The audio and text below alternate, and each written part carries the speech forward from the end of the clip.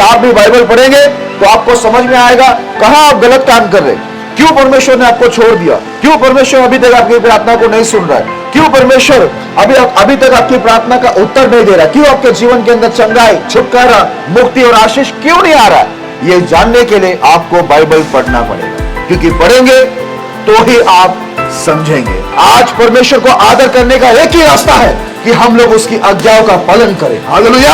आप ये मत बोलना कि मैं प्रार्थना करूंगा प्रभु खुश हो जाएगा, मैं प्रार्थना करूंगा, मैं म्यूजिक बजाऊंगा प्रभु खुश हो जाएगा। परमेश्वर हमारी आराधना, हमारी प्रार्थना का भूखा नहीं है, वो उसे चाहिए आदम हवा से लेकर एक ही बात बोलता है कि सब मेरी आज्ञा का पालन करे, यही मेरा आदर है। हालेलुया। वो हमारी आराधना का बिल्कुल भूखा नहीं है। आप चाहे जितना म्यूजिक बजाए, उछल कूद के गीत गाए, वो उसको पसंद नहीं। हाँ, वो पसंद करेगा कब? जब आप उसकी आज्ञाओं को मानेंगे तब। हालेलुया।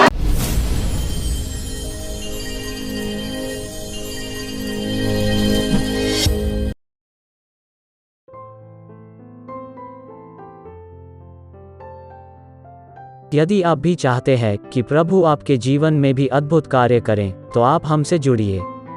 और यदि आप भी प्रभु के अभिषिक्त दास पास्टर मोसेस जी से प्रार्थना करवाना चाहते हैं और बीमारी, गरीबी, पाप, श्राप से छुटकारा पाना चाहते हैं, तो प्रभु के दास से प्रार्थना करवाइए। प्रार्थना निवेदन के लिए डायल करें 98215093346। दूसरा number 98209028667। If you too want the Lord to work mighty wonders in your life, then you may join us. And if you want the Lord's anointed servant Pastor Moses to pray for you to get rid of sickness, poverty, sin and curses, then you may do so. For prayer request, 9821509346.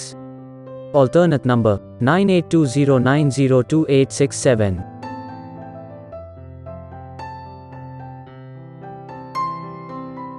मेरे प्रिय भाई बहनों, यदि आप pastor Moses जी को आपके पास meeting के लिए बुलाना चाहते हैं, तो आप जरूर बुलाइए। पास्टर मोसेस जी मीटिंग के लिए किसी से कोई चार्ज या दान या आने जाने का किराया नहीं लेते हैं, इसलिए आप सभी पैसों की चिंता न करें और आप यह न सोचें कि पास्टर मोसेस जी को बुलाना है तो कोई बड़ी मीटिंग ही रखना होगा। पर आप छोटी मीटिंग भी रख सकते हैं, क्योंकि पास्टर मोसेस जी छोटी मीटिंग में भी जाते हैं, क्योंकि पास्टर मोसेस जी को भीड़ों को नहीं, भेड़ों को सिखाना अच्छा लगता है। धन्यवाद।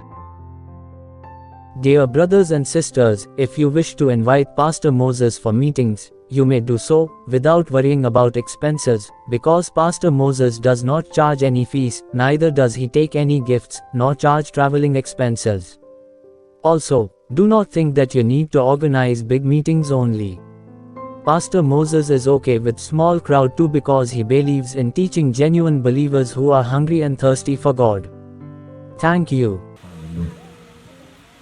नीले आसमां के पार जाएंगे,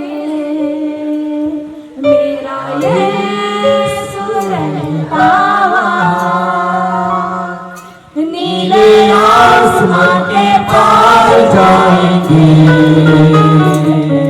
मेरा यीशु रहता वहाँ।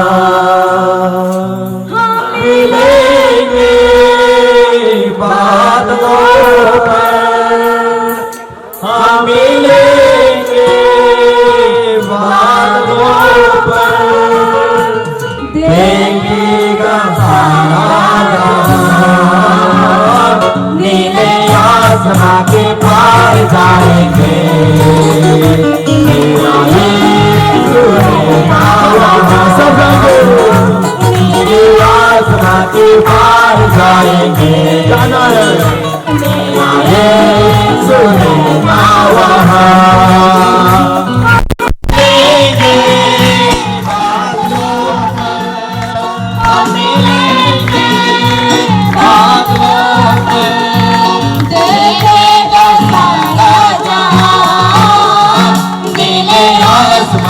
पार जाएंगे, मेरा यीशु रहता वहाँ।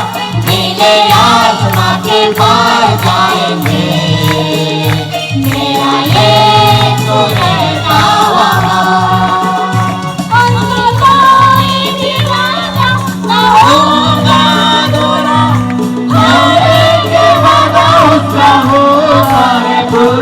उसका कोई भी वादा,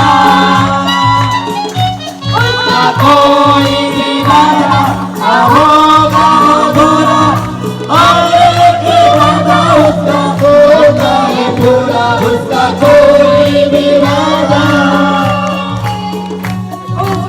आने का वादा भी पूरा होगा, देखेगा सारा जहां, नीले आसमां के पार जाएंगे, मेरा यीशु रहता वहाँ, नीले आसमां के पार जाएंगे, मेरा यीशु रहता वहाँ,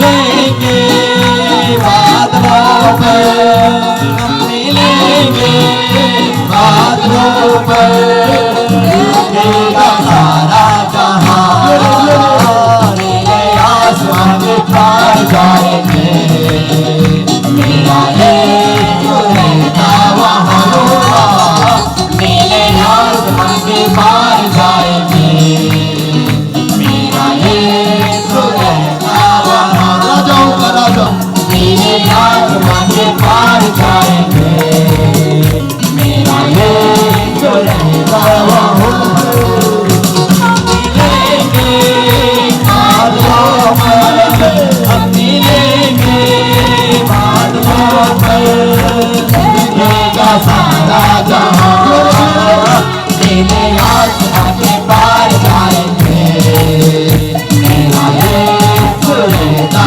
वहाँ, नीले आसमां के पार जाएंगे, मेरा यीशु रहता वहाँ, आसमां के पार जाएंगे, मेरा यीशु रहता वहाँ, आसमां के पार जाएंगे, मेरा यीशु रहता वहाँ, बादलों पर, मिलेंगे बादलों पर, देखेगा सारा जहां, नीले आसमां के पार जाएंगे, मेरा यीशु रहता वहाँ, नीले आसमां के पार जाएंगे, मेरा यीशु रहता वहाँ, नीले आसमां के पार जाएंगे, मेरा यीशु रहता वहाँ, आसमां के पार जाएंगे, मेरा यीशु रहता वहाँ, आसमां के पार जाएंगे, मेरा यीशु रहता वहाँ, मेरा यीशु रहता वहाँ, मेरा यीशु रहता वहाँ, Hallelujah, hallelujah, hallelujah, hallelujah, in the name of Jesus, hallelujah. प्रभु की उपस्थिति में आ जाइए, in the name of Jesus, आत्मा में भर जाइए, in the name of Jesus, आंखें बंद करिए, in the name of Jesus, hallelujah, खो जाइए प्रभु के प्रेम में, खो जाइए in the name of Jesus, hallelujah, डूब जाइए प्रभु के गहरे प्रेम में, घुट जाइए in the name of Jesus, hallelujah, hallelujah, हो पवित्र पवित्र खुदावन यीशु मसीह, हालेलुया, वो भर दे भर दे भर दे झोले यीशु मसीह, अपने उपस्थिति से भर दे खुदावन यीशु मसीह, हालेलुया, हालेलुया, हालेलुया। यीशु नाम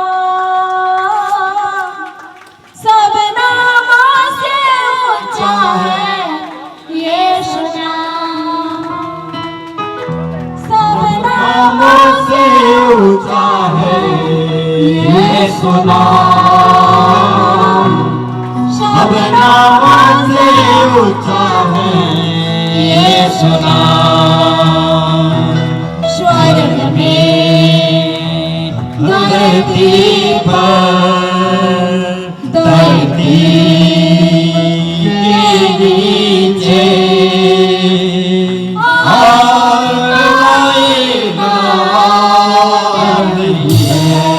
सब हाथों को उठा करके, सब हाथों को उठा, से ऊंचा है यीशु नाम,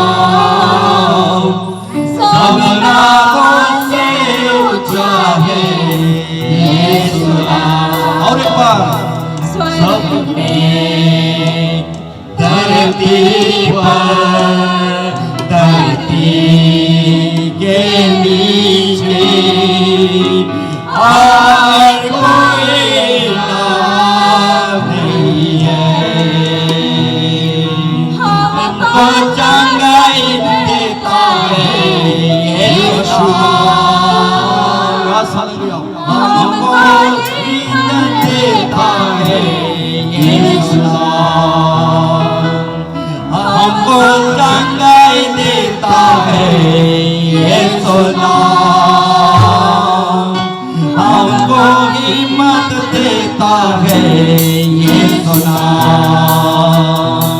स्वर्ग में धरती पर धरती के नीचे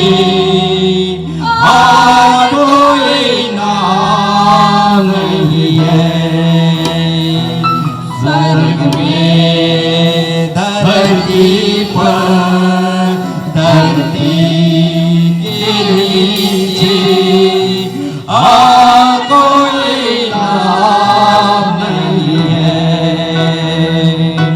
सब नामों से ऊंचा है यीशु नाम, सब नामों से ऊंचा है यीशु नाम। Hallelujah hallelujah, thank you Jesus, hallelujah hallelujah hallelujah hallelujah, praise the Lord, praise the Lord, praise the Lord. आइए मेरे प्रिय भाई बहनों, हालेलुया। इस समय सचमुच परमेश्वर की मेरी उपस्थिति में हम इस समय बने रहे। परमेश्वर की मेरे प्रिय परमेश्वर के वचन के लिए अपने हृदय को पूरी तरह से तैयार रखें इस समय, हालेलुया।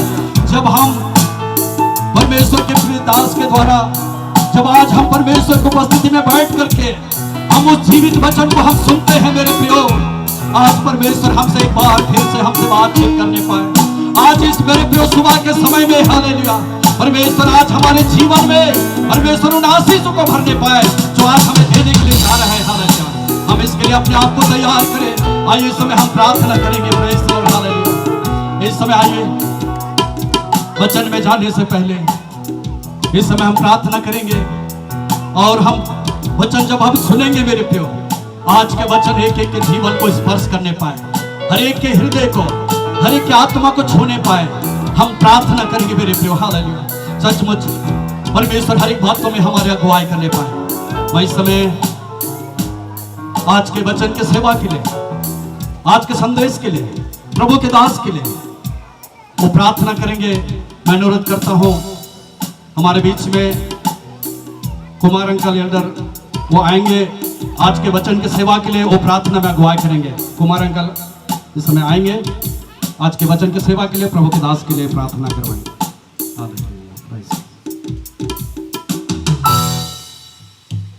प्रार्थना करो। Praise the lord Jesus, hallelujah hallelujah hallelujah hallelujah hallelujah hallelujah.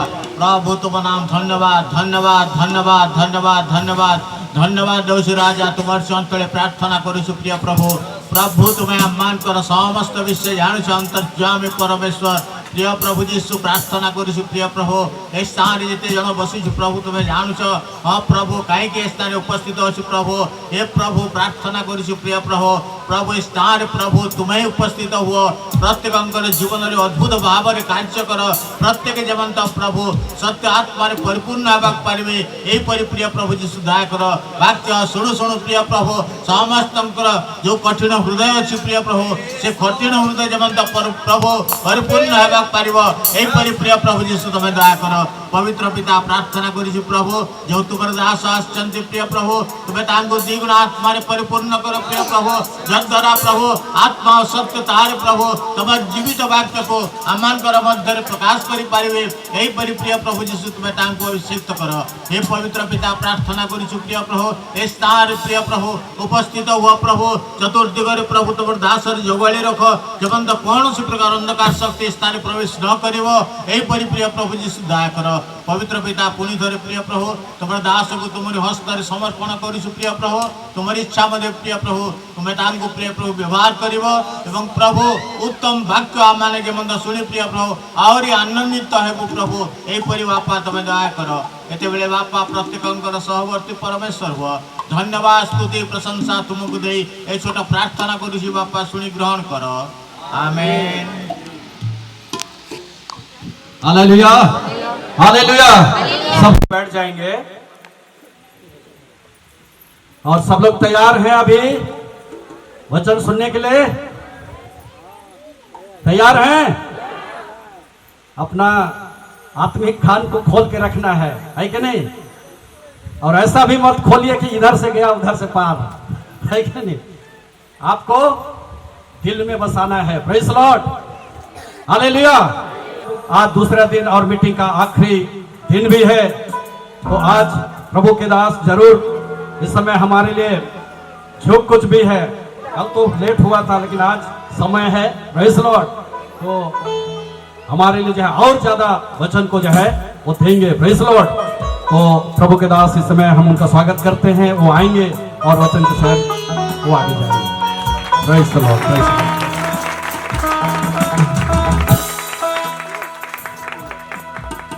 Hallelujah. परमेश्वर बाइबल के अंदर लिखा हुआ है, मैं अब्राहम और इसहाक और याकूब का परमेश्वर कहलाने से लज्जाता नहीं। मुझे शर्म नहीं आती है जब मैं ये कहता हूँ कि मैं अब्राहम और इसहाक और याकूब का परमेश्वर हूँ। पता है क्यों वो परमेश्वर ऐसे बार बार बोलता है? मैं इस बात को ढूंढने लगा, बाइबल में लिखा है कि ढूंढो तो तुम पाओगे, तो मैं इस बात को ढूंढने लगा परमेश्वर बार बार ऐसा क्यों कहते हैं कि मैं अब्राहम, इसहाक और याकूब का परमेश्वर हूँ? क्योंकि वचन के अंदर लिखा हुआ है वो जिंदा लोगों का परमेश्वर है, और लिखा है अब्राहम, इसहाक और याकूब भले ही शरीर में मर गए लेकिन आज भी उनकी गवाही, उन्होंने जैसे जीवन जिए परमेश्वर के साथ, उनकी गवाही के साथ वो आज भी हमारे मध्य में जिंदा है। हालेलुया। इस वजह से परमेश्वर हमेशा अब्राहम, इसहाक और याकूब का परमेश्वर कहलाता है। हम भी अपनी आवाज़ को हमेशा बुलंद रखें, क्योंकि जो शब्द हम लोग हालेलुया ये शब्द बोलते हैं ये प्रभु की महिमा करते हैं। ये कोई गलत बातें नहीं या कोई गाली नहीं है जो हम लोग को बोलने में शर्म आए, ठीक है? ये प्रभु की महिमा करने वाली बात है। इसलिए जब भी कोई भी सेवक खड़े होकर यहाँ पर हालेलुया कहते तो उसके साथ में बड़े ऊंचे स्वर से हमें हालेलुया कहना जरूरी है। Hallelujah, hallelujah. ओके, आज एक विषय परमेश्वर ने मेरे सामने रखा है। जब मैं रात को प्रार्थना कर रहा था और सुबह उठकर प्रार्थना कर रहा था, मुझे बड़ा एक तरफ बड़ी खुशी है कि परमेश्वर ने ये योजना, ये जो प्लान परमेश्वर ने अपने दास को दिए और यहाँ पर इस जगह के अंदर ये मीटिंग रखी गई।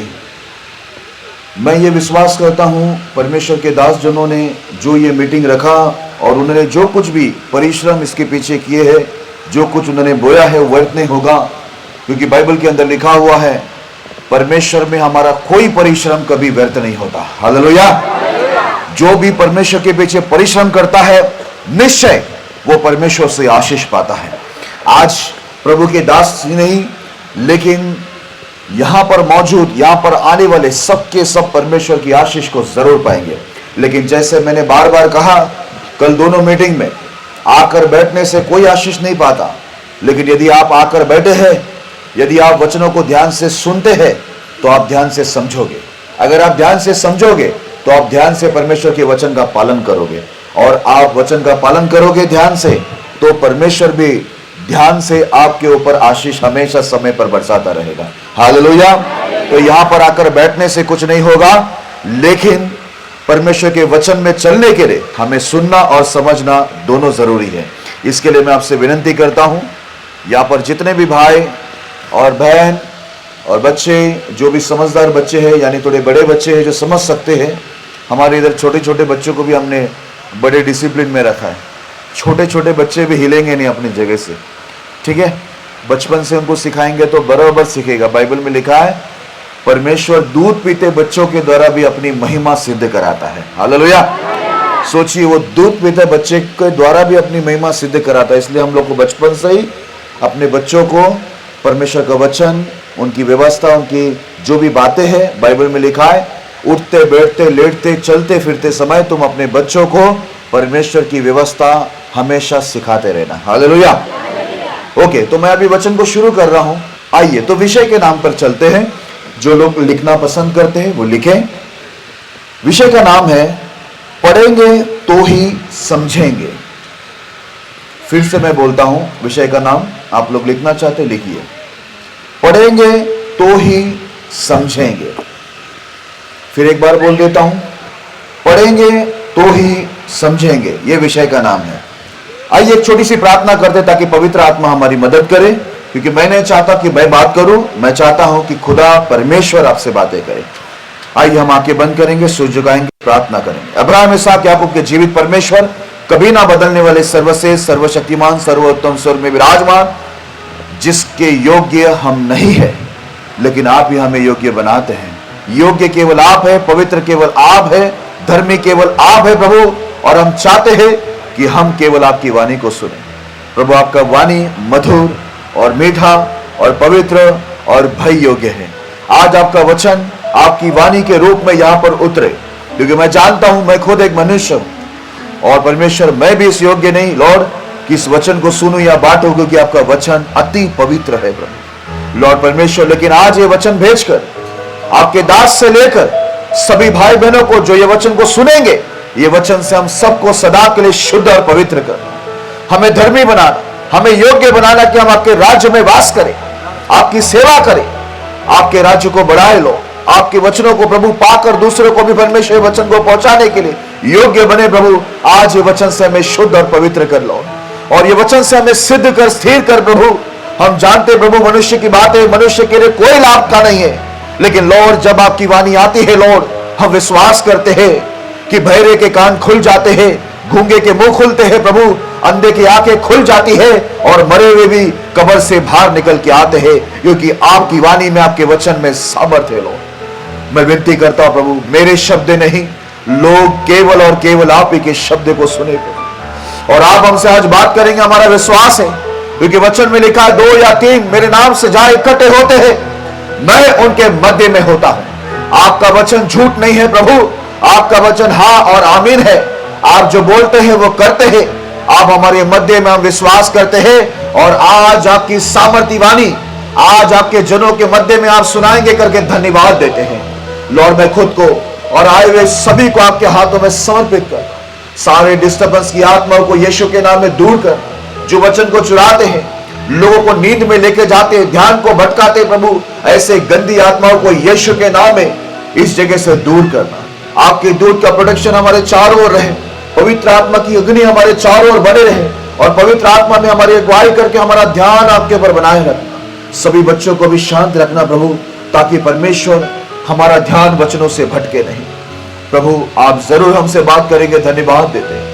आपका दास का अगुवाई करना प्रभु, प्रचार में हर एक शब्द प्रभु आपकी हो प्रभु, हर एक शब्दों में सामर्थ हो, हर एक शब्दों से लोगों की जीवन स्थिति और स्वभाव बदल जाए।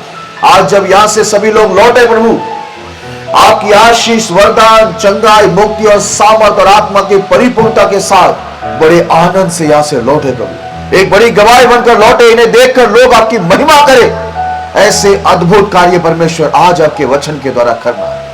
वचन में लिखा है प्रभु, जब आपकी वाणी आती है वो बिना काम करे नहीं लौटता, और मैं विश्वास करता हूं कि आज आपका वाणी, आपका वचन यहां पर जरूर कार्य करेंगे प्रभु। मैं सारी महिमा आदर आपको देता हूं, सब कुछ समर्पित करता हूं, खुद को भी आपके हाथों में सौंपते हुए ये प्रार्थना महान ईश्वर प्रभु यीशु के नाम में करते हैं, आमीन। जोर से कहेंगे आमीन। आमीन। आमीन का मतलब है जैसा हमने प्रार्थना किया है वैसा ही होने दो, ठीक है। मैं ये सब चीज आप लोगों को इसलिए बता रहा हूं, शायद आप लोगों को ये सब चीजें पता नहीं होगा, इसलिए आप बोलते नहीं होंगे। ओके, विषय का नाम क्या है आज का? जो है ना, पढ़ेंगे तो ही समझेंगे।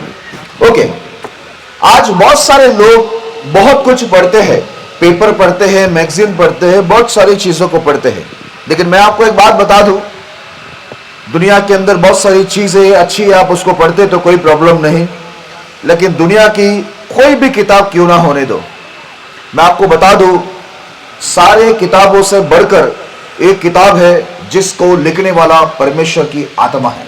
हालेलुया। और वो बाइबल है। बाइबल एक साधारण किताब नहीं है।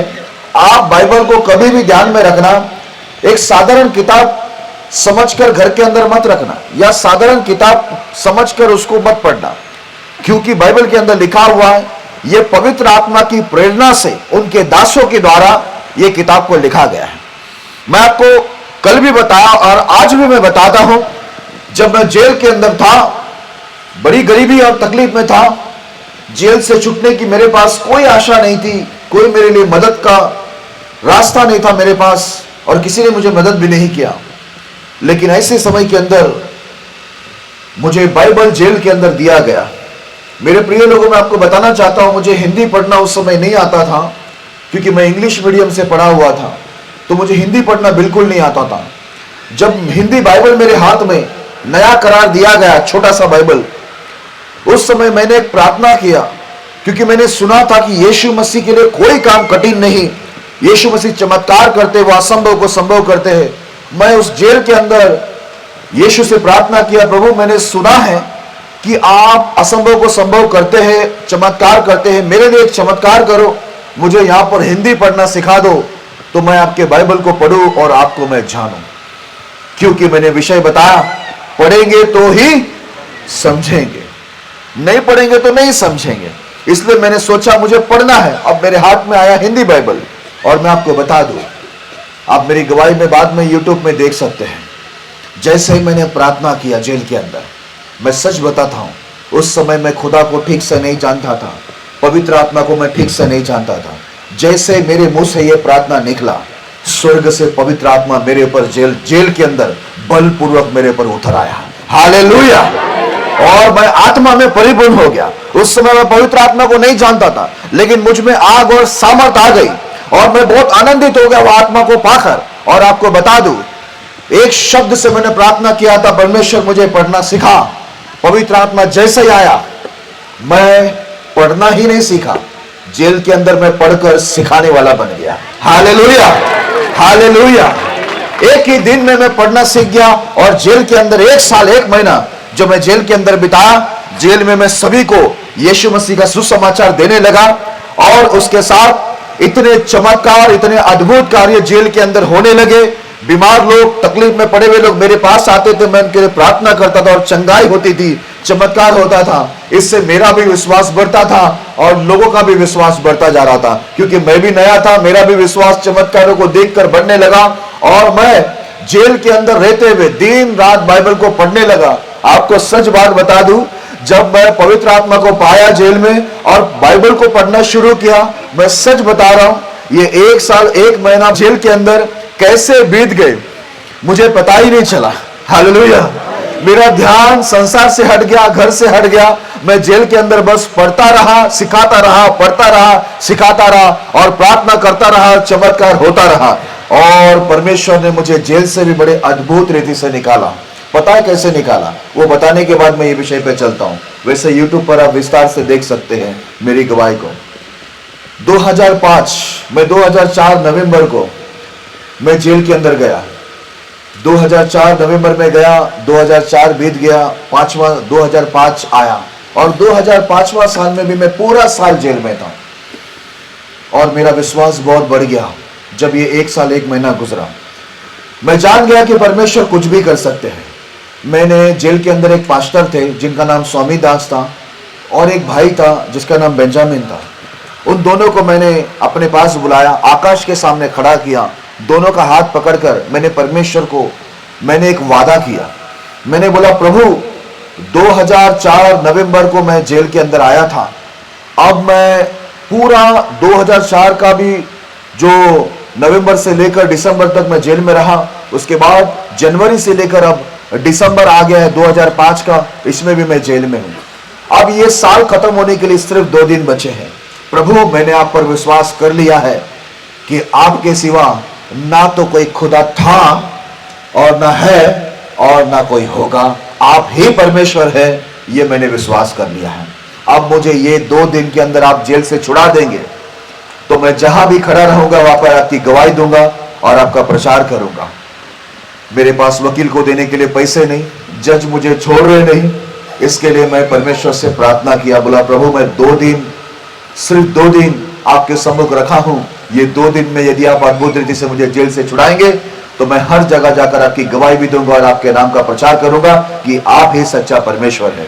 आपको बता दूं, 2005 दिसंबर 31 तारीख को 30 तारीख को मुझे कोर्ट में लेके गए, और जज ने मुझे एक बात बोला, देखो मैं तुम्हें छोड़ देता हूं लेकिन दोबारा गलती मत करना। उनको पता था हमने गलती किया है, लेकिन फिर भी जज ने हमको बोला दोबारा गलती मत करना, आज मैं तुमको छोड़ रहा हूं। आपको पता है जज ने मुझे क्यों छोड़ दिया? वैसे जज तो कोर्ट के अंदर का एक राजा है, और हमारा परमेश्वर पूरी दुनिया के जितने भी राजा है वो राजाओं का राजा है। हालेलुया। जब ऊपर से आदेश आता है, ऑर्डर ऊपर से आता है, तो नीचे वालों को सुनना पड़ता है। और ठीक 31 दिसंबर 2005 को मैं जेल से बाहर आया और 1 तारीख मुझे आज भी याद है, आप सर्च करके देख सकते हैं, 2006 1 तारीख संडे था और मैं चर्च में खड़ा हुआ। उस दिन से मैं परमेश्वर की गवाही और प्रचार करता रहा और बहुत से लोग को मैंने पापों से बाहर निकाला और परमेश्वर ने मुझे भी आशीष दी, मेरे द्वारा बहुतों को आशीष दिया। आज मैं यहाँ पर आपके सामने भी जिंदा और भला चंगा खड़ा हूं, एक गवाह बनकर। हालेलुया। क्योंकि मैंने जेल में पढ़ा। चलो विषय पे आते हैं। पढ़ेंगे तो ही समझेंगे। अभी हम लोग बाइबल के अंदर आते हैं। दानियल की पुस्तक उसका 9वां अध्याय 2 से लेकर हम लोग 8 तक पढ़ेंगे। दानियल की पुस्तक 9वां अध्याय 2 से लेकर 8 तक पढ़ेंगे। उसके राज्य के पहले वर्ष में मुझ दानियल ने शास्त्र के द्वारा समझ लिया कि यरूशलेम की उजड़ी हुई दशा यहोवा के वचन के अनुसार जो यिर्मयाह नबी के पास पहुंचा था, कुछ वर्षों के बीतने पर अर्थात 70 वर्ष के बाद पूरी हो जाएगी। तब मैं अपना मुख प्रभु परमेश्वर की ओर करके गिड़गिड़ाहट के साथ प्रार्थना करने लगा और उपास कर टाट पहन राख में बैठकर वरदान मांगने लगा।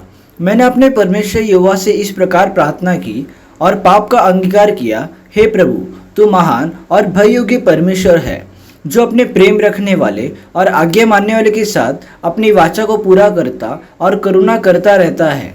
हम लोगों ने तो पाप, कुटिलता, दुष्टता और बलवा किया है और तेरी आज्ञाओं और नियमों को तोड़ दिया है। तेरे जो दास नबी लोग हमारे राजाओं, हाकिमों, पूर्वजों और सब साधारण लोगों से तेरे नाम से बातें करते थे, उनकी हमने नहीं सुनी। हे प्रभु, तू धर्मी है, परंतु हम लोग को आज के दिन लज्जित होना पड़ता है, अर्थात यरूशलेम में निवास करने वाले सब यहूदियों को, क्या समीप क्या दूर के सब इजरायली लोगों को, जिन्हें तूने उस विश्वासघात के कारण जो उन्होंने तेरे साथ किया था, देश देश में तितर बितर कर दिया है, उन सबको लज्जित होना पड़ता है। हे यहोवा, हम लोगों ने अपने राजाओं, हाकिमों और पूर्वजों समेत तेरे विरुद्ध पाप किया है, इस कारण हमको लज्जित होना पड़ता है। हालेलुया। अब ध्यान देना, यहां पर सभी लोग का ध्यान मुझ पर बने रहे। अगर आप मुझे ध्यान दोगे तो मेरे मुंह से जो शब्द परमेश्वर के निकल रहे आप उसको समझ पाओगे। अब देखिए, मैंने आपको कल भी बताया था, इजराइल जो है, परमेश्वर के जो लोग हैं, ये लोग हमेशा पापों में मन लगाते थे और परमेश्वर की व्यवस्था से हमेशा बाहर जाते थे। इसी वजह से परमेश्वर इनको त्याग देता था और परमेश्वर खुद ही इनके ऊपर बहुत सी विपत्तियों को डालता था और बहुत से अन्य विरोधी देशों को इनके ऊपर चढ़ाई करवा देता था। इस प्रकार पूरे इजराइल यहूदी लोग बहुत संकट और तकलीफ में पड़ते थे। अभी यहां पर हमको दानियल नाम का एक व्यक्ति देखने मिलता है। यह दानियल जो था, यह परमेश्वर में एक धर्मी इंसान था। यह दिन में 3 बार परमेश्वर से प्रार्थना करता था और वो कोई गलत कामों में कभी मन नहीं लगाता था। इसकी जो भक्ति थी, बड़ी ईमानदारी भक्ति थी। ये कोई भी गलत काम कभी भी नहीं करता था। लेकिन फिर भी यहां पर हमको एक बात देखने मिलता है, वो ये कि इजराइल लोग, यहूदी लोग पूरी तरह से बंदी बनाकर बेबीलोन करके एक देश है उसके अंदर लेके गए। अब ये जो इजराइल के अंदर या हम लोग कहें यहूदा के अंदर पूरा उजाड़ कर वो बेबीलोन का राजा ने क्या किया, सबको बंदी बनाकर लेके गया और पूरा जो परमेश्वर का जो देश है वो पूरी तरह से क्या हुआ था, सत्यानाश होकर पड़ा था। अब यहां पर ऐसा हुआ, ये जितने लोगों को बंदी बनाकर, बंदी समझते हैं ना आप लोग, गुलाम बनाकर, हाँ, गुलाम बनाकर क्या किया, बेबीलोन का राजा ने, है ना, सबको उनके देश में लेके गया वहां पर काम करने के लिए। जब इन लोग ने इनको लेके गया इजरायली लोगों को, यहूदी लोगों को, तो वहां पर ये सब लोगों के साथ साथ वहां पर दानियल नाम का भी एक व्यक्ति चला गया। अब दानियल क्या किया, ये जब संकट में अब ये दूसरे देश में पड़ा है और उसको बाइबल भी अच्छे से मालूम है, आपको मालूम है ये बहुत अच्छा धर्मी इंसान था, परमेश्वर से प्रार्थना करता था। इसने एक दिन क्या किया, इसने बाइबल को निकाल के पढ़ा। यहां पर लिखा हुआ है, उसने यिर्मयाह की पुस्तक को पढ़ा।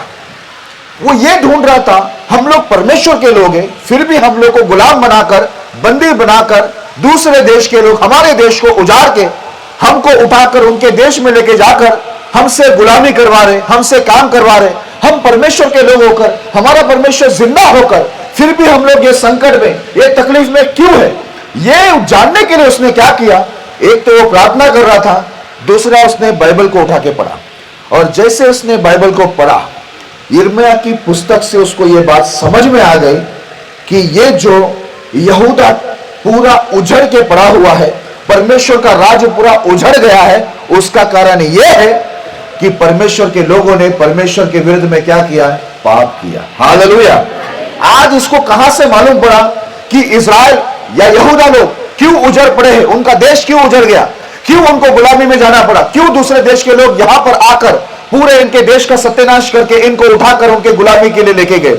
यह जानने के लिए जब डैनियल ने प्रार्थना किया और बाइबल को पढ़ा, तब उसको बाइबल से समझ में आया ये सब इजराइल लोग, यहूदी लोग के पापों के वजह से परमेश्वर ने हमें शत्रु के हाथ में सौंप दिया, और आज हमारी जो बुरी हालत है वो परमेश्वर की ओर से है, क्योंकि हमने परमेश्वर के विरुद्ध में पाप किया।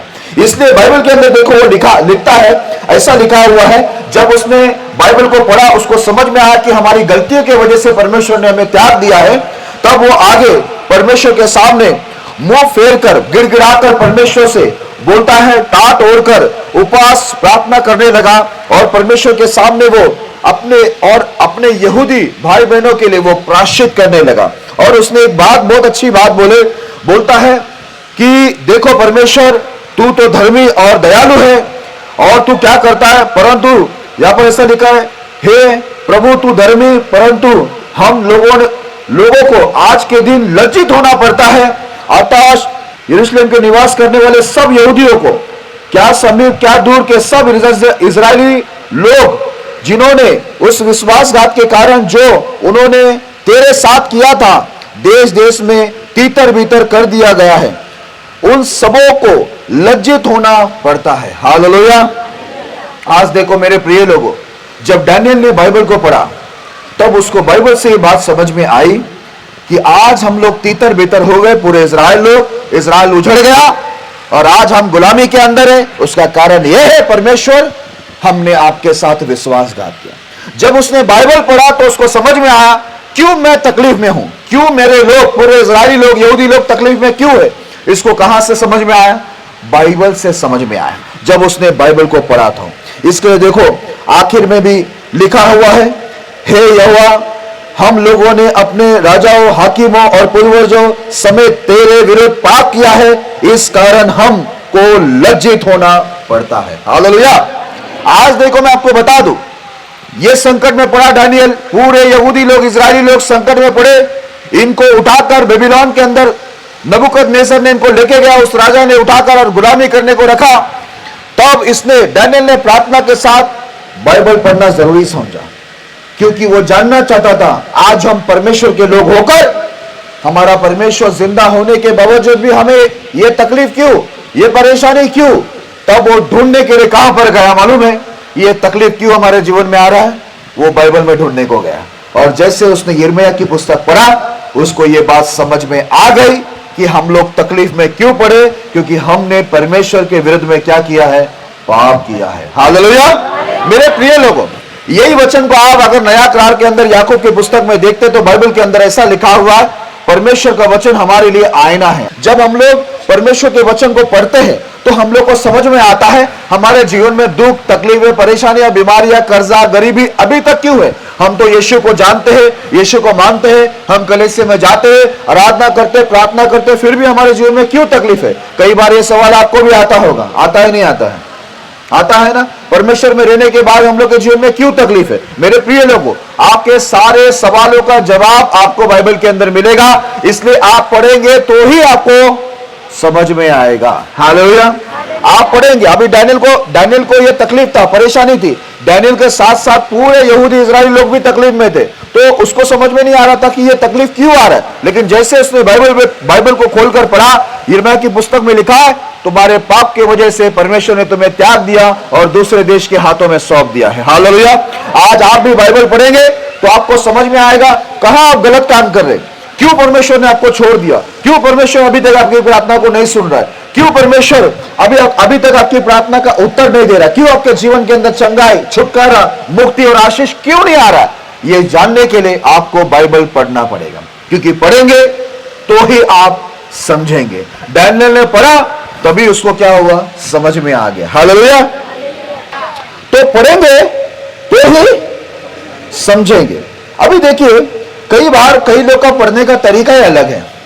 एक बार एक व्यक्ति यीशु मसीह के पास आकर एक सवाल पूछता है, मैं आपको पढ़कर सुनाना चाहूंगा।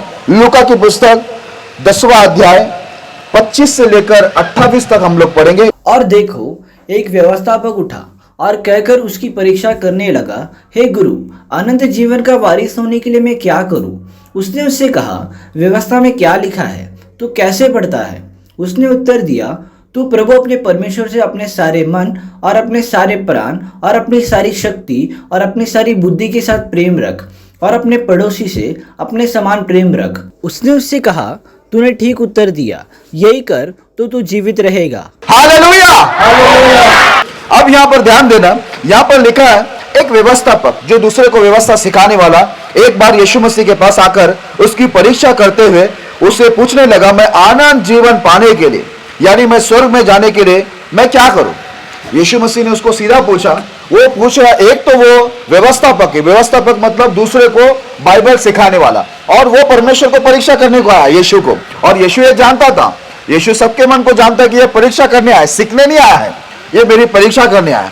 जैसे उसने सवाल किया, यीशु ने उसको एक बात बोला। उसने उससे कहा कि व्यवस्था में क्या लिखा है, तू कैसे पढ़ता है? यीशु ने तुरंत उसको बोला, व्यवस्था में क्या लिखा है, तू कैसे पढ़ता है? हालेलुया।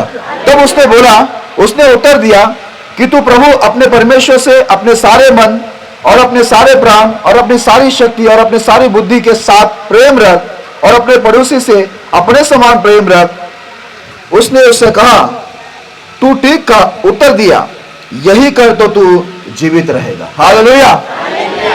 चलो, मैं नीचे की बात छोड़ता हूं, जो जरूरी बात है आपको बताता हूं। जैसे यीशु मसीह को ये व्यवस्थापक ने सवाल पूछा कि मैं स्वर्ग में आनंद जीवन पाने के लिए क्या करूं, यीशु ने उसको सीधा बोला, तू व्यवस्था को कैसे पढ़ता है? आपको मालूम है आजकल के विश्वासी कैसे पढ़ते हैं? मैं आपको बताना चाहता हूं, थोड़ा करके बताता हूं। सुबह सुबह बाइबल वो लोग खोलते हैं, बीच में से खोल देते हैं, यहां से खोलते वो लोग, और यहां पर उनको एक अच्छा वचन मिल जाता है, यहोवा तुम्हें सिय्योन से आशीष देवे। बहुत खुश हो जाते हो। बीच में से खोला, बीच में उनको ये वचन मिला, यहोवा तुम्हें सिय्योन से आशीष देवे, और दिन भर वो सबको जाकर ये बोलते हैं कि आज प्रभु ने मुझसे बात किया, प्रभु ने मुझसे बात किया, और प्रभु ने मुझे बोला कि तुझे सिय्योन से मैं आशीष दूंगा, तुझे सिय्योन से आशीष दूंगा। और कभी कभी ऐसा हो जाता है, जब वो लोग बीच में से खोलते हैं तो वहां पर ऐसा लिखा होता है, नरक चौड़ा किया गया है। जैसे वो पढ़ते हैं ना, वापस बंद कर देते हो और बोलते शैतान दूर हो जा। कुछ लोग का पढ़ने का जो स्टाइल है वो ऐसा है, बीच में से खोलते। मेरे प्रिय लोगों, इसलिए यीशु ने कहा, तू कैसे पढ़ता है? अगर यीशु आपको सवाल करते तो आप क्या बोलते हैं? प्रभु मैं बीच बीच में से पढ़ती हूं, मैं बीच बीच में से खोल खोल कर पढ़ता हूं। तो प्रभु बोलेगा, ये शुरुआत का जो मैंने किताब लिखा है उत्पत्ति, वो कौन पढ़ेगा? प्रभु उसमें लिखा ही क्या है? उसमें क्या है? बागीचा के बारे में लिखा है, सर्प ने हवा को फल खिलाया, हवा ने आदम को फल किया, और आपने उनको दंड दिया, ये लिखा। उसमें कुछ खास बात नहीं। मैं आशीष के बारे में पढ़ती हूं, मैं आशीष के बारे में पढ़ता हूं। मेरे प्रिय लोगों, आप ये बीच बीच में से पढ़ोगे ना तो आपको कभी कुछ समझ में नहीं आएगा। हालेलुया। हमारे यहां पर एक भाई आए, 10 साल वो दूसरे चर्च में थे, बहुत तकलीफ में, बहुत परेशानी में थे, हमेशा रोकर मेरे पास आते थे। मैं उनके लिए प्रार्थना करता था, उनको वचन से समझाता था। एक दिन मैं उनको वचन से समझाते समझाते वो हमारी कलीसिया में आ गया। बोला, आज से मैं आपके पास आऊंगा, क्योंकि आप जब वचनों से बातें करते, मैंने कभी ये वचन सुना ही नहीं, मुझे कभी सिखाया नहीं गया। जब वो हमारी कलीसिया में आया तो उसने एक दिन खड़ा होकर गवाही दिया, बोलते बाइबल के अंदर इतनी सारी बातें लिखा है, मैं 10 साल उस कलीसिया में था, लेकिन मुझे यहां वहां पर ये सारी बातें ना समझाया गया ना सिखाया गया। हालेलुया। मेरे प्रिय लोगों, मैंने उनको पूछा, आप बाइबल को कैसे पढ़ते हैं और आपकी कलीसिया में कैसे पढ़ाया जाता है? तो बोलता है मैं बाइबल को बीच बीच में से जहां मुझे मन लगे ठीक लगे वहां पर पढ़ता हूं। इसी के वजह से तो आज तक हमारी हालत क्या है, ये बीच बीच में से जो पढ़ने वाले लोग हैं ना, उनकी हालत क्या है मालूम है? 10 साल पहले जैसे उनकी हालत थी ना, बीमार, गरीबी में, कर्जे में, दुख में, संकट में, डिप्रेशन में, झगड़े में, लफड़े में, अशांति में, 10 साल पहले भी वैसे थे और 10 साल के बाद भी उनकी हालत वैसा ही है। क्योंकि 10 साल तक कहा कैसे पढ़ रहे वो लोग? बीच बीच में से पढ़ते तो वो ये आशीष के बारे में प्रभु आशीष देंगे, लेकिन आशीष कैसे देंगे इसके बारे में पढ़ने के लिए आपको शुरुआत से पढ़ के आना पड़ेगा। हालेलुया। कई बार हम लोग प्रार्थना करते हैं, सोचते प्रार्थना करने से स्वर्ग खुलेगा और आशीष आएगा, क्योंकि बाइबल से हम लोग को एक ही बात मिला है, प्रार्थना करो। बाकी का भी मालूम होना जरूरी है प्रभु किसकी प्रार्थना को सुनता है। बाइबल में लिखा है यीशु ने शास्त्री फरीसियों के, जो बाइबल को अच्छे जानते थे, शास्त्री लोग की कलीसिया अलग थी और फरीसियों की कलीसिया अलग थी, सदूकियों की कलीसिया अलग थी। परमेश्वर ने उनको फटकार लगाकर उनको डांटा और डांट कर बोलता है परमेश्वर उनको कि देखो तुम पर हाय है करके, क्योंकि तुम लोग क्या करते मालूम है? बड़ी देर तक दिखाने के लिए प्रार्थना करते हो। विधवाओं का घर खा जाते हो, बड़े दिखाने के लिए बड़ी देर तक प्रार्थना करते हो। अब तुम ज्यादा प्रार्थना करते हो तो मैं दंड तुमको ज्यादा दूंगा, ऐसा लिखा हुआ है बाइबल में। पता है क्यों? ये लोग प्रार्थना कर रहे हैं लेकिन साथ में अपने जीवन में क्या रखे मालूम है? पापों को भी रखा है। और बाइबल में लिखा है परमेश्वर धर्मियों की प्रार्थना को सुनते हैं। और धर्मी कैसा बनना है ये आपको बाइबल ठीक से आप पढ़ेंगे, शुरुआत से पढ़ते हुए आएंगे, और जब भी आप पढ़ेंगे तो शुरुआत से पढ़ते हुए अंत तक जाना। तो इससे क्या होगा? आपको मालूम पड़ेगा कि परमेश्वर किसकी प्रार्थना सुनता है। तो आपको मालूम पड़ेगा जबकि धर्मी की प्रार्थना सुनता है तो आप धार्मिक बनना कैसा, ये भी बाइबल में लिखा हुआ है।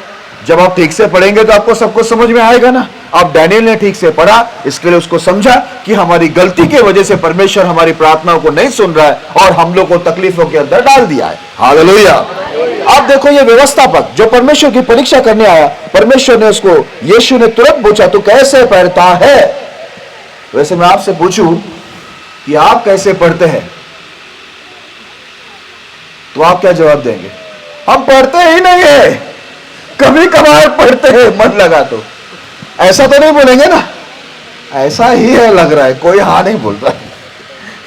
चलो कोई बात नहीं, लेकिन एक बात मैं आपको साफ बता दूं मेरे प्रिय लोगों, मैं जहां भी जाता हूं या अपनी कलीसिया में रहता हूं, एक चीज मैं बहुत ध्यान रखता हूं, सामने वालों को मैं ठीक से समझा दूं, क्योंकि यदि आप ठीक से समझ लेंगे ना उसके बाद ही आप आशीष पा सकते।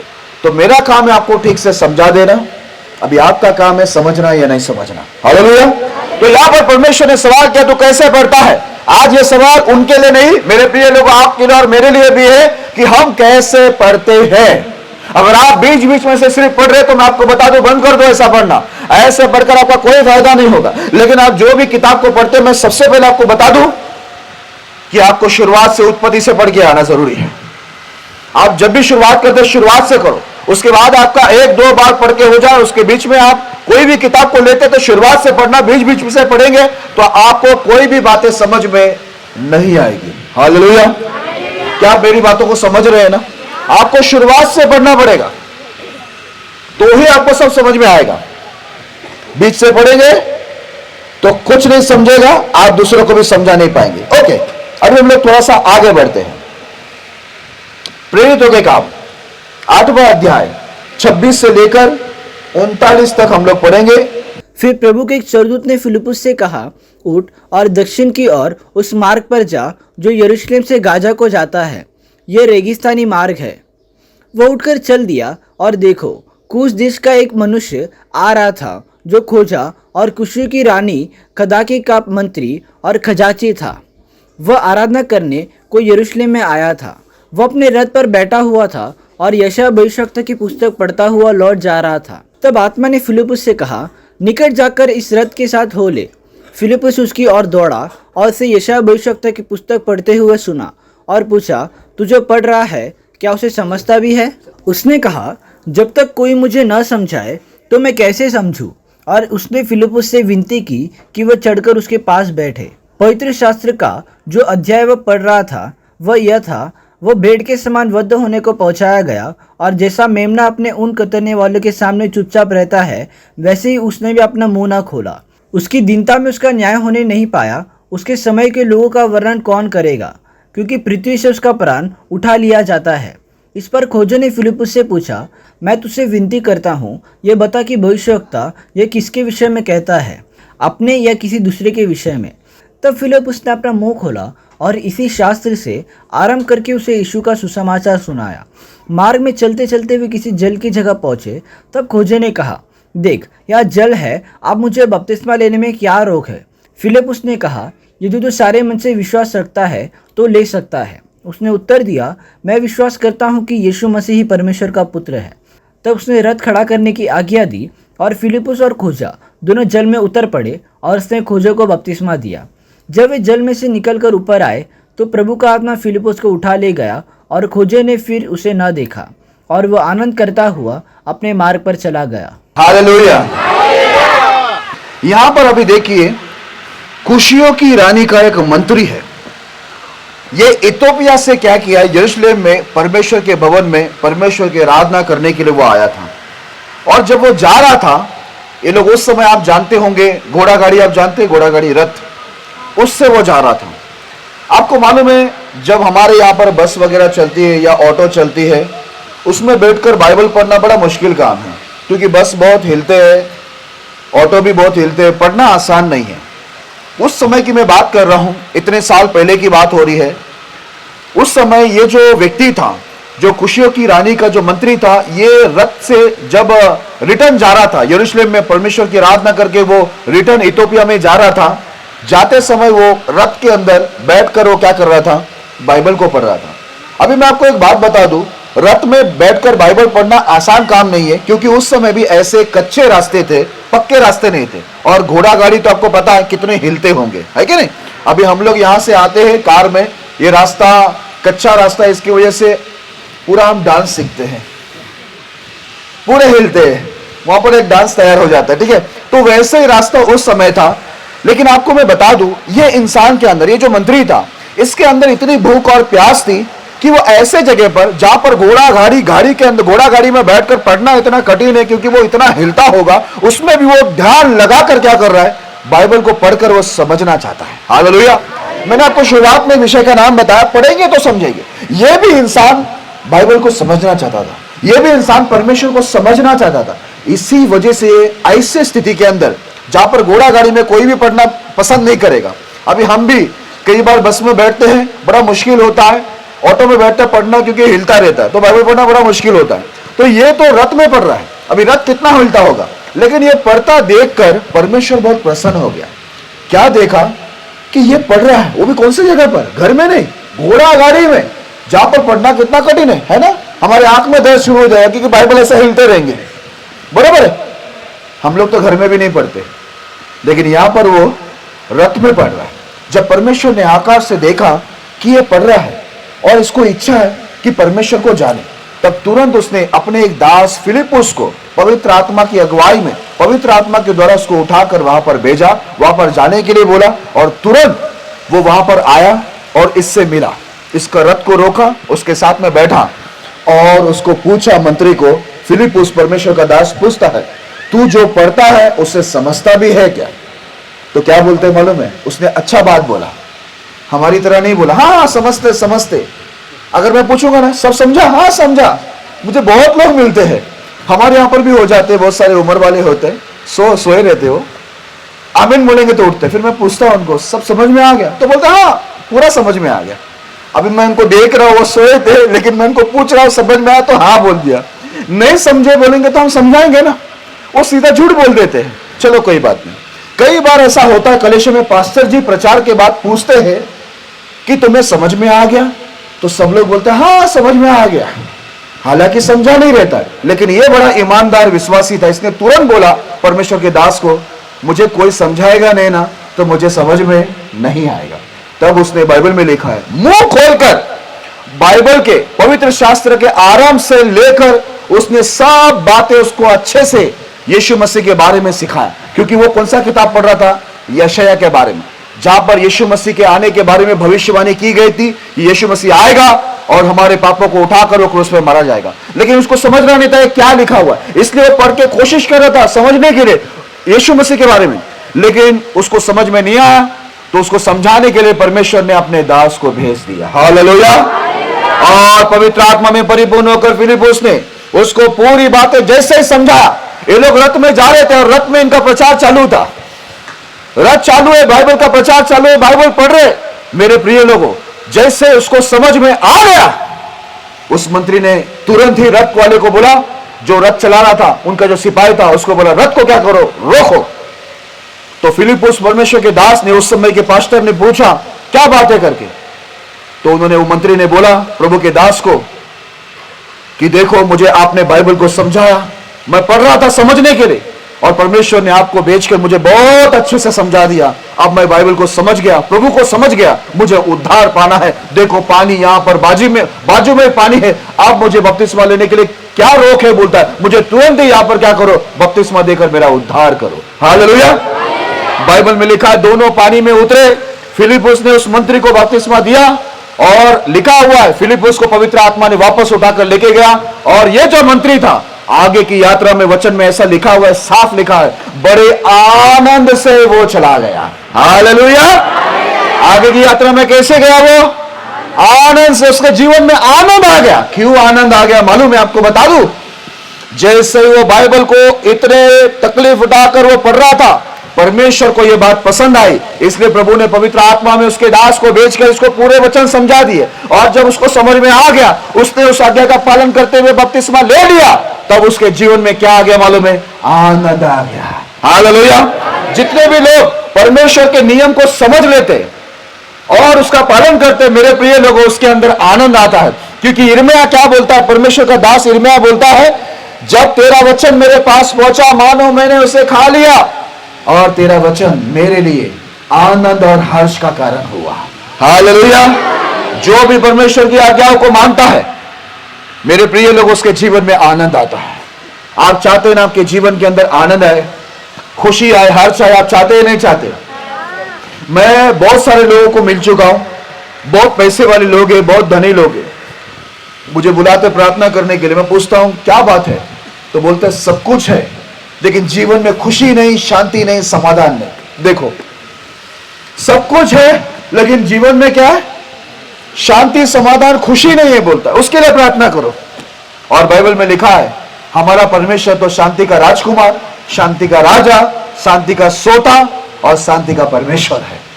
शांति और कहीं नहीं मिलेगी, खुशी और कहीं नहीं मिलेगी, सिर्फ हमारे परमेश्वर के पास ही मिलेगा। तो ये मंत्री जब पढ़ा तो ही समझा ना। हालेलुया। पढ़ा तो ही समझ में आया ना। जब वो पढ़ना शुरू किया तो ही परमेश्वर उसको समझाया ना अपने दास को भेजकर। मेरे प्रिय लोगों, जब तक आप पढ़ेंगे नहीं तो आप समझेंगे नहीं, जब तक आप पढ़ेंगे नहीं तो परमेश्वर समझाने वाले को भेजेंगे भी नहीं। फिर आप कैसे रहोगे हमेशा? 10 साल पहले दुखी थे, 10 साल बाद भी दुखी है। आपकी गवाही यही रहेगी हमेशा। संडे खड़े होंगे, मैं प्रभु को धन्यवाद देता हूं, मेरे पास अभी ज्यादा तो नहीं है, प्रभु ने रोज की रोटी तो दे रहा है, 2 ही कपड़े मेरे पास, वो 2 के पहन लेते, पर प्रभु में आनंदित। आपकी गवाही यही रहेगी। थोड़ा बहुत कर्जा है, थोड़ा बहुत गरीबी है, थोड़ी बहुत कमी घटी है, थोड़ा बहुत दुख है, पर परमेश्वर मुझे चला रहा है। आपकी जिंदगी भर यही गवाही रहेगा। पूरी छुटकारा, पूरी मुक्ति कभी नहीं आएगी। पता है क्यों? पढ़ोगे तो समझोगे, समझोगे तो आप उस आज्ञा को मानोगे, मानोगे तो परमेश्वर आपके जीवन के अंदर आशीष, छुटकारा और मुक्ति को लेकर आएगा। हालेलुया। परमेश्वर के पीछे चलने के लिए परमेश्वर का वचन की समझ होना चाहिए, और समझ आने के लिए हमें पढ़ना पड़ेगा। अब जिसको पढ़ने नहीं आता वो दुखी मत होना, पढ़ना सीखो। हम लोग हमारे यहाँ पर उबर वाले को भी पढ़ना सिखा रहे, ठीक है, ताकि वो बाइबल पढ़ना सीखे। फिर भी यदि आपको पढ़ना नहीं आता तो प्रभु का धन्यवाद करो, ये ऑडियो बाइबल भी आ गया है, सिर्फ चालू करके लगा दो। मैं भी कभी वॉक में जाता हूँ, वॉक करता हूँ तो कान में लगाता हूँ, ऑडियो बाइबल चालू कर देता हूँ, कान में वो वचन बोलते रहते हैं। तो जिसको पढ़ना बिल्कुल नहीं आता है तो आप ऑडियो बाइबल भी लगा के सीख सकते हैं, या परमेश्वर का वचन जो प्रभु के सेवक लोग वीडियो में बताते वैसे सीखो, या कलेक्शन में जो सेवक लोग सिखाते वैसा सीखो, पर सीखो। क्योंकि जब तक आप सीखोगे नहीं, समझोगे नहीं, तो आप परमेश्वर के पीछे चलोगे नहीं, और चलोगे नहीं तो 10 साल 20 साल बीत जाएंगे, और आपकी हालत वही के वही रहेंगे। फिर से मैं कहता हूं, पढ़ेंगे तो ही समझेंगे। ओके, जल्दी से हम लोग आते हैं दूसरा राजा 22 अध्याय, दूसरा राजा 22 अध्याय उसका 8 वचन को पहला पढ़ लेना, उसके बाद 10 से 13 तक पढ़ना। पहले 8 वचन को पढ़ना।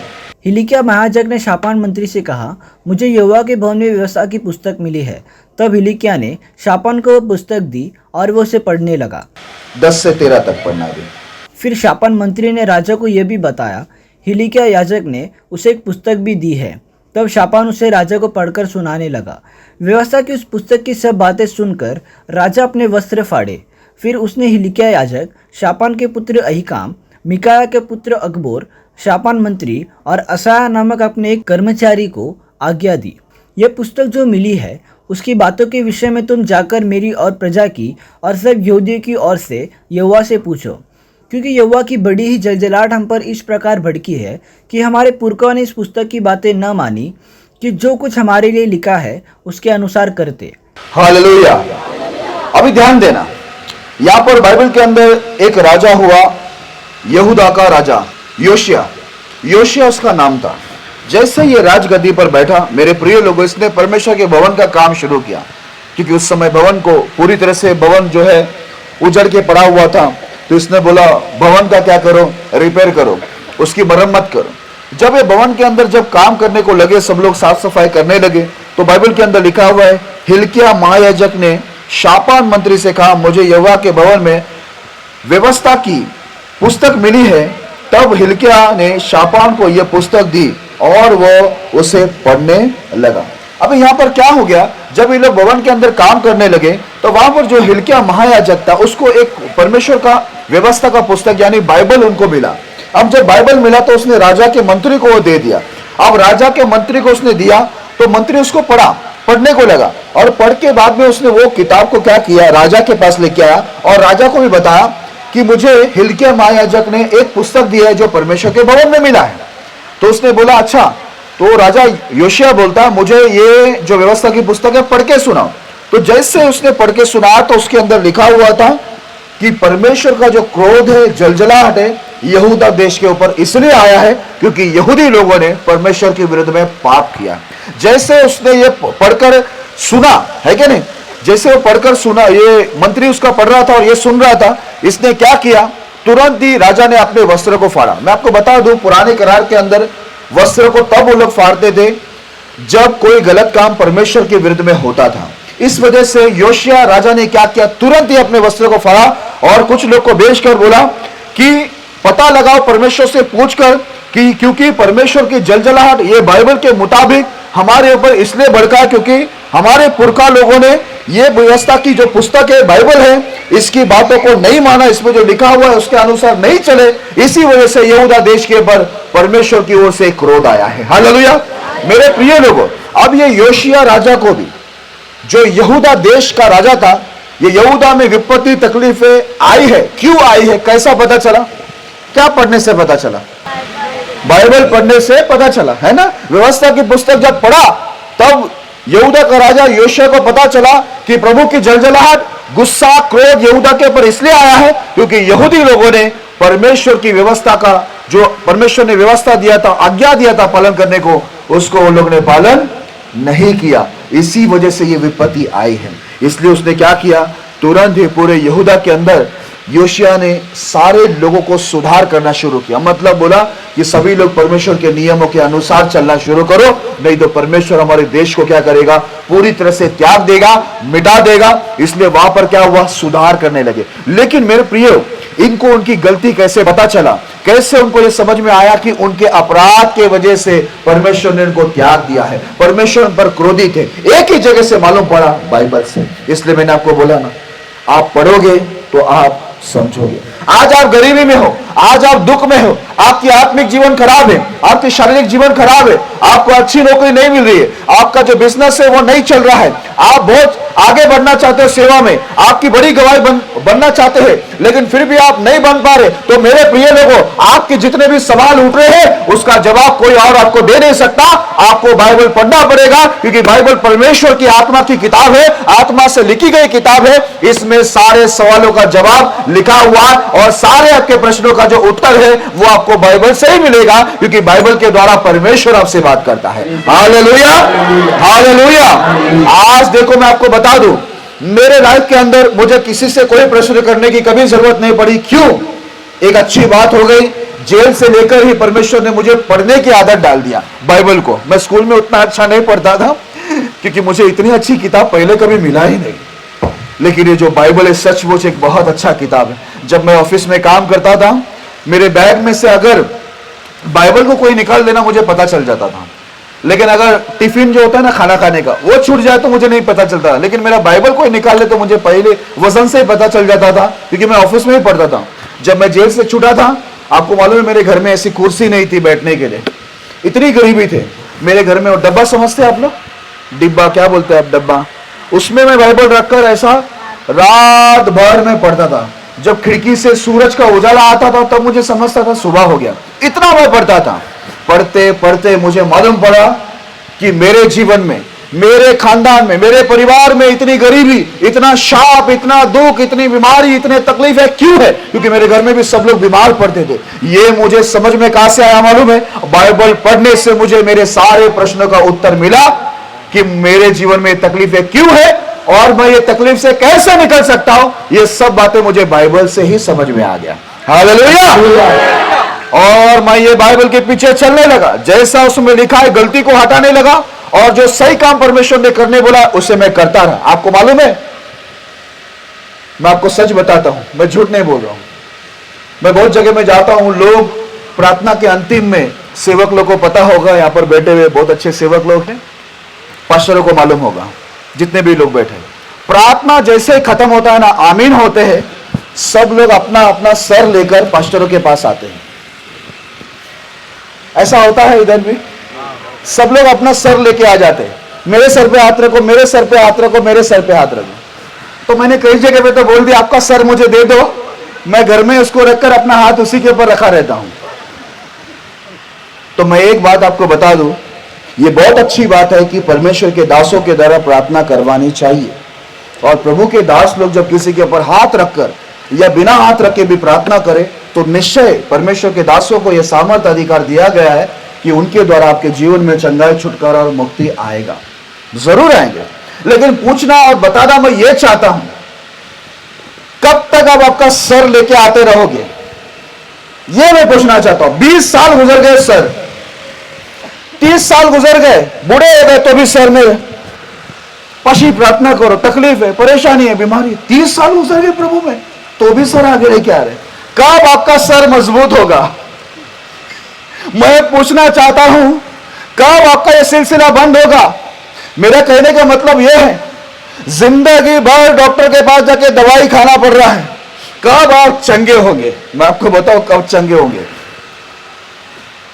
जो घर में परमेश्वर के दास द्वारा जो दवाई दी जाती है ना, उसको खाओ,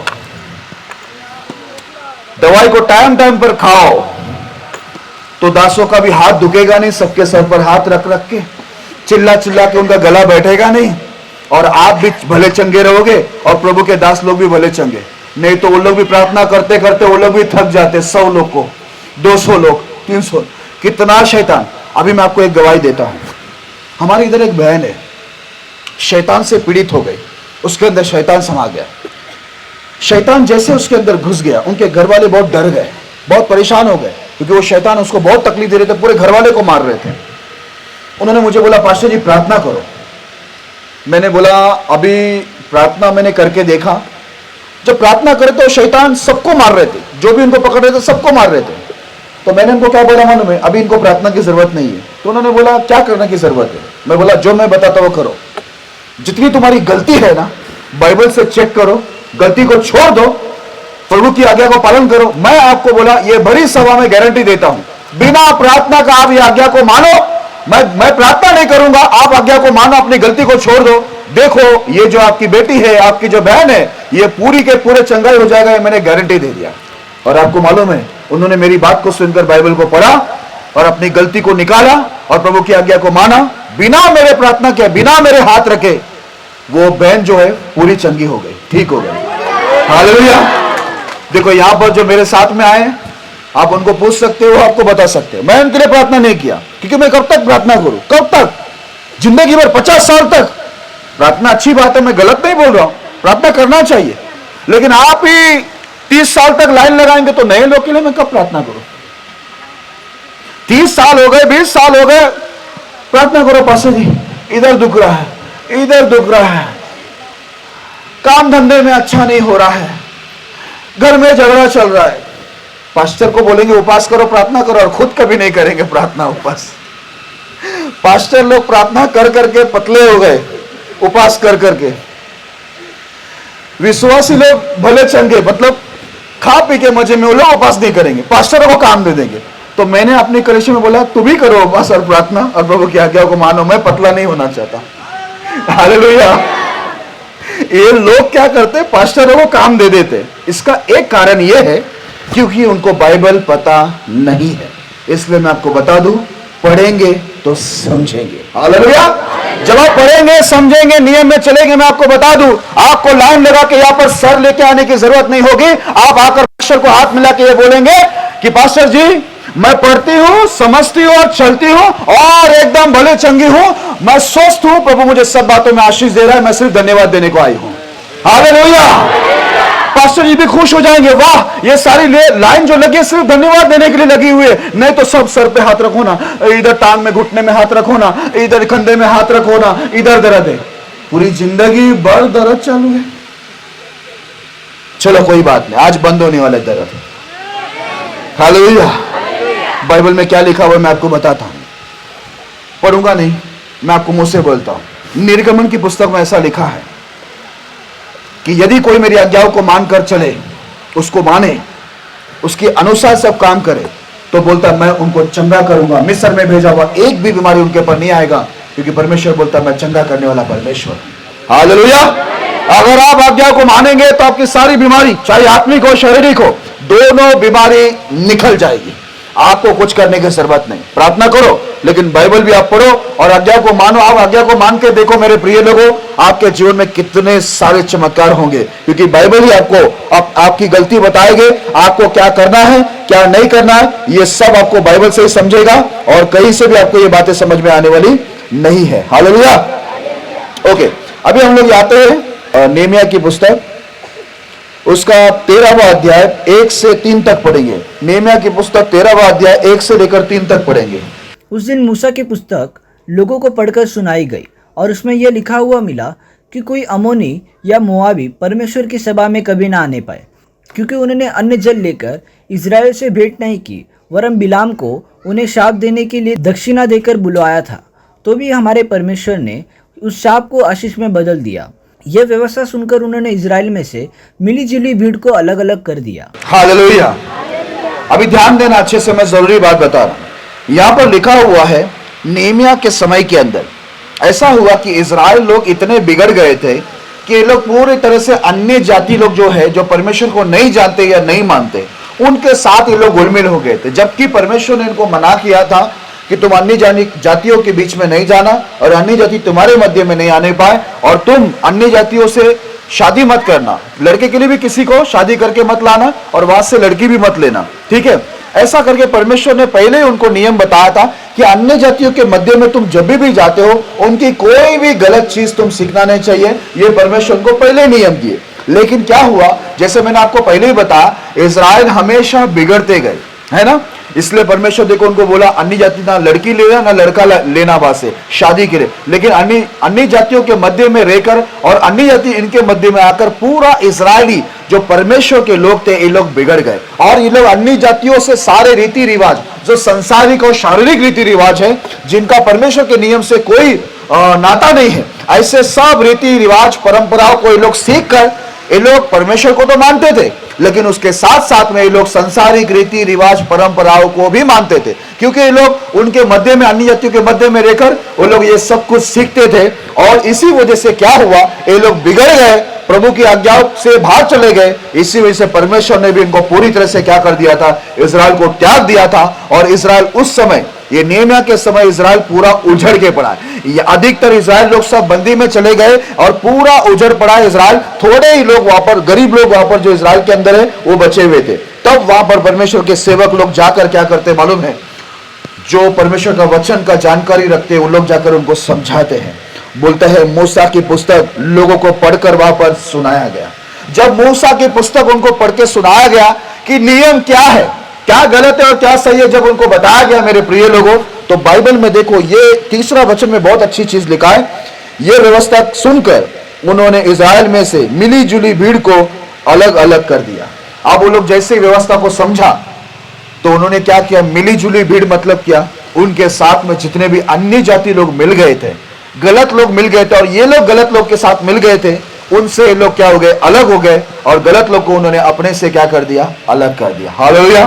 पहले लोग गलत लोग के साथ रहकर गलत हो गए थे, लेकिन मैं आपको ये कहूंगा, देखो यदि कोई एक गलत व्यक्ति कलीसिया में आना चाहता है, आप उसको जरूर लेके आना। लेकिन एक गलत व्यक्ति आपको गलत काम में लेके जाना चाहता है, आप कभी मत जाना। यदि एक कोई गलत व्यक्ति, कल ही मैंने आपको समझा, कोई गलत व्यक्ति आपको गलत चीज सिखाता है, आप उसके पीछे मत जाओ, क्योंकि बाइबल के अंदर लिखा हुआ है, ये जो गलत संगति होती है ना, बुरी संगति अच्छी चरित्र को क्या करता है, बिगाड़ देता। इसलिए इजराइल क्यों बिगड़े, ये लोग आसपास के सारे देशों में घुसकर उनके रीति रिवाजों को सीखा और परमेश्वर की आज्ञाओं को ये लोग ने अपने जीवन से हटा दिया। इसलिए परमेश्वर ने भी इनको हटा दिया अपने जीवन से। हालेलुया। इसी वजह से संकट में पड़े, लेकिन सेवक लोग वहां पर आकर उनको समझाया, व्यवस्था बताया, तब जाकर उन लोग क्या हो गए, व्यवस्था जब उनको समझ में आई, उन लोग खुद पढ़े, खुद सुने, उनको समझ में आया, तो उन लोग क्या हो गए, अन्य जाति जो गलत लोग थे उनसे वो अलग हो गए। Praise the Lord. आज मैं आपको बता दूं, इनको भी अपनी गलती कहां से समझ में आ रही, बाइबल से।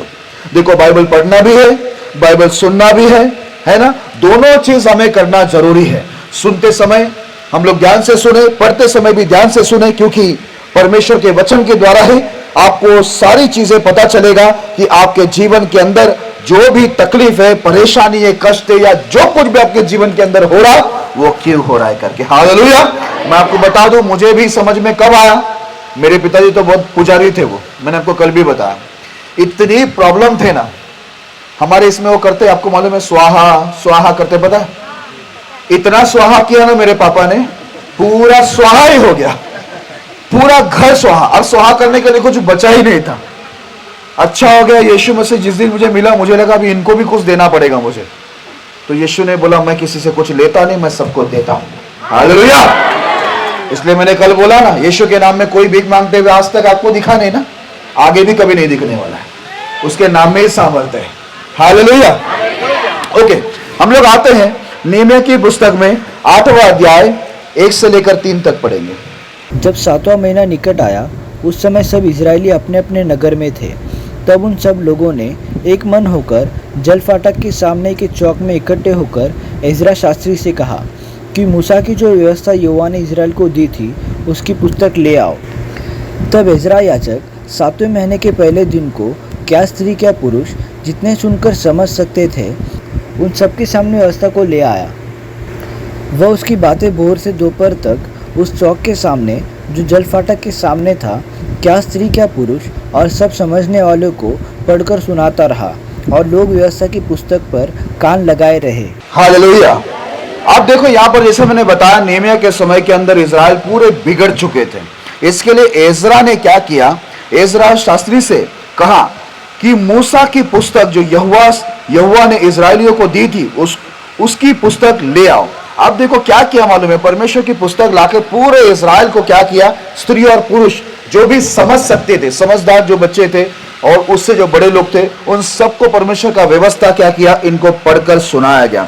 मेरे प्रिय लोग, और सब लोगों ने क्या किया, लिखा हुआ है, वो लोग ने अपने कान को परमेश्वर की व्यवस्था के ऊपर वो लोग लगा के रखा। अभी यहाँ पर ये क्यों परमेश्वर के सेवक लोग आके उनको वचन समझा रहे थे, क्योंकि इजराइल लोग पूरी तरह से परमेश्वर के रास्ते से बिगड़ गए थे। मैं आपको बता दूं, किसी को भी सही रास्ते पे लाना है तो आप परमेश्वर का वचन को ठीक रीति से बताएंगे तो लोग क्या आएंगे, सही रास्ते से वो लोग गलत रास्ते से वो लोग सही रास्ते के अंदर आ जाएंगे। अभी देखो उसका 5 और 6 वचन को जरा पढ़ना। तब इज़रा ने जो सब लोगों से ऊंचे पर था सबों के देखते उस व्यवस्था को खोल दिया, और जब उसने उसको खोला तब सब लोग उठ खड़े हुए।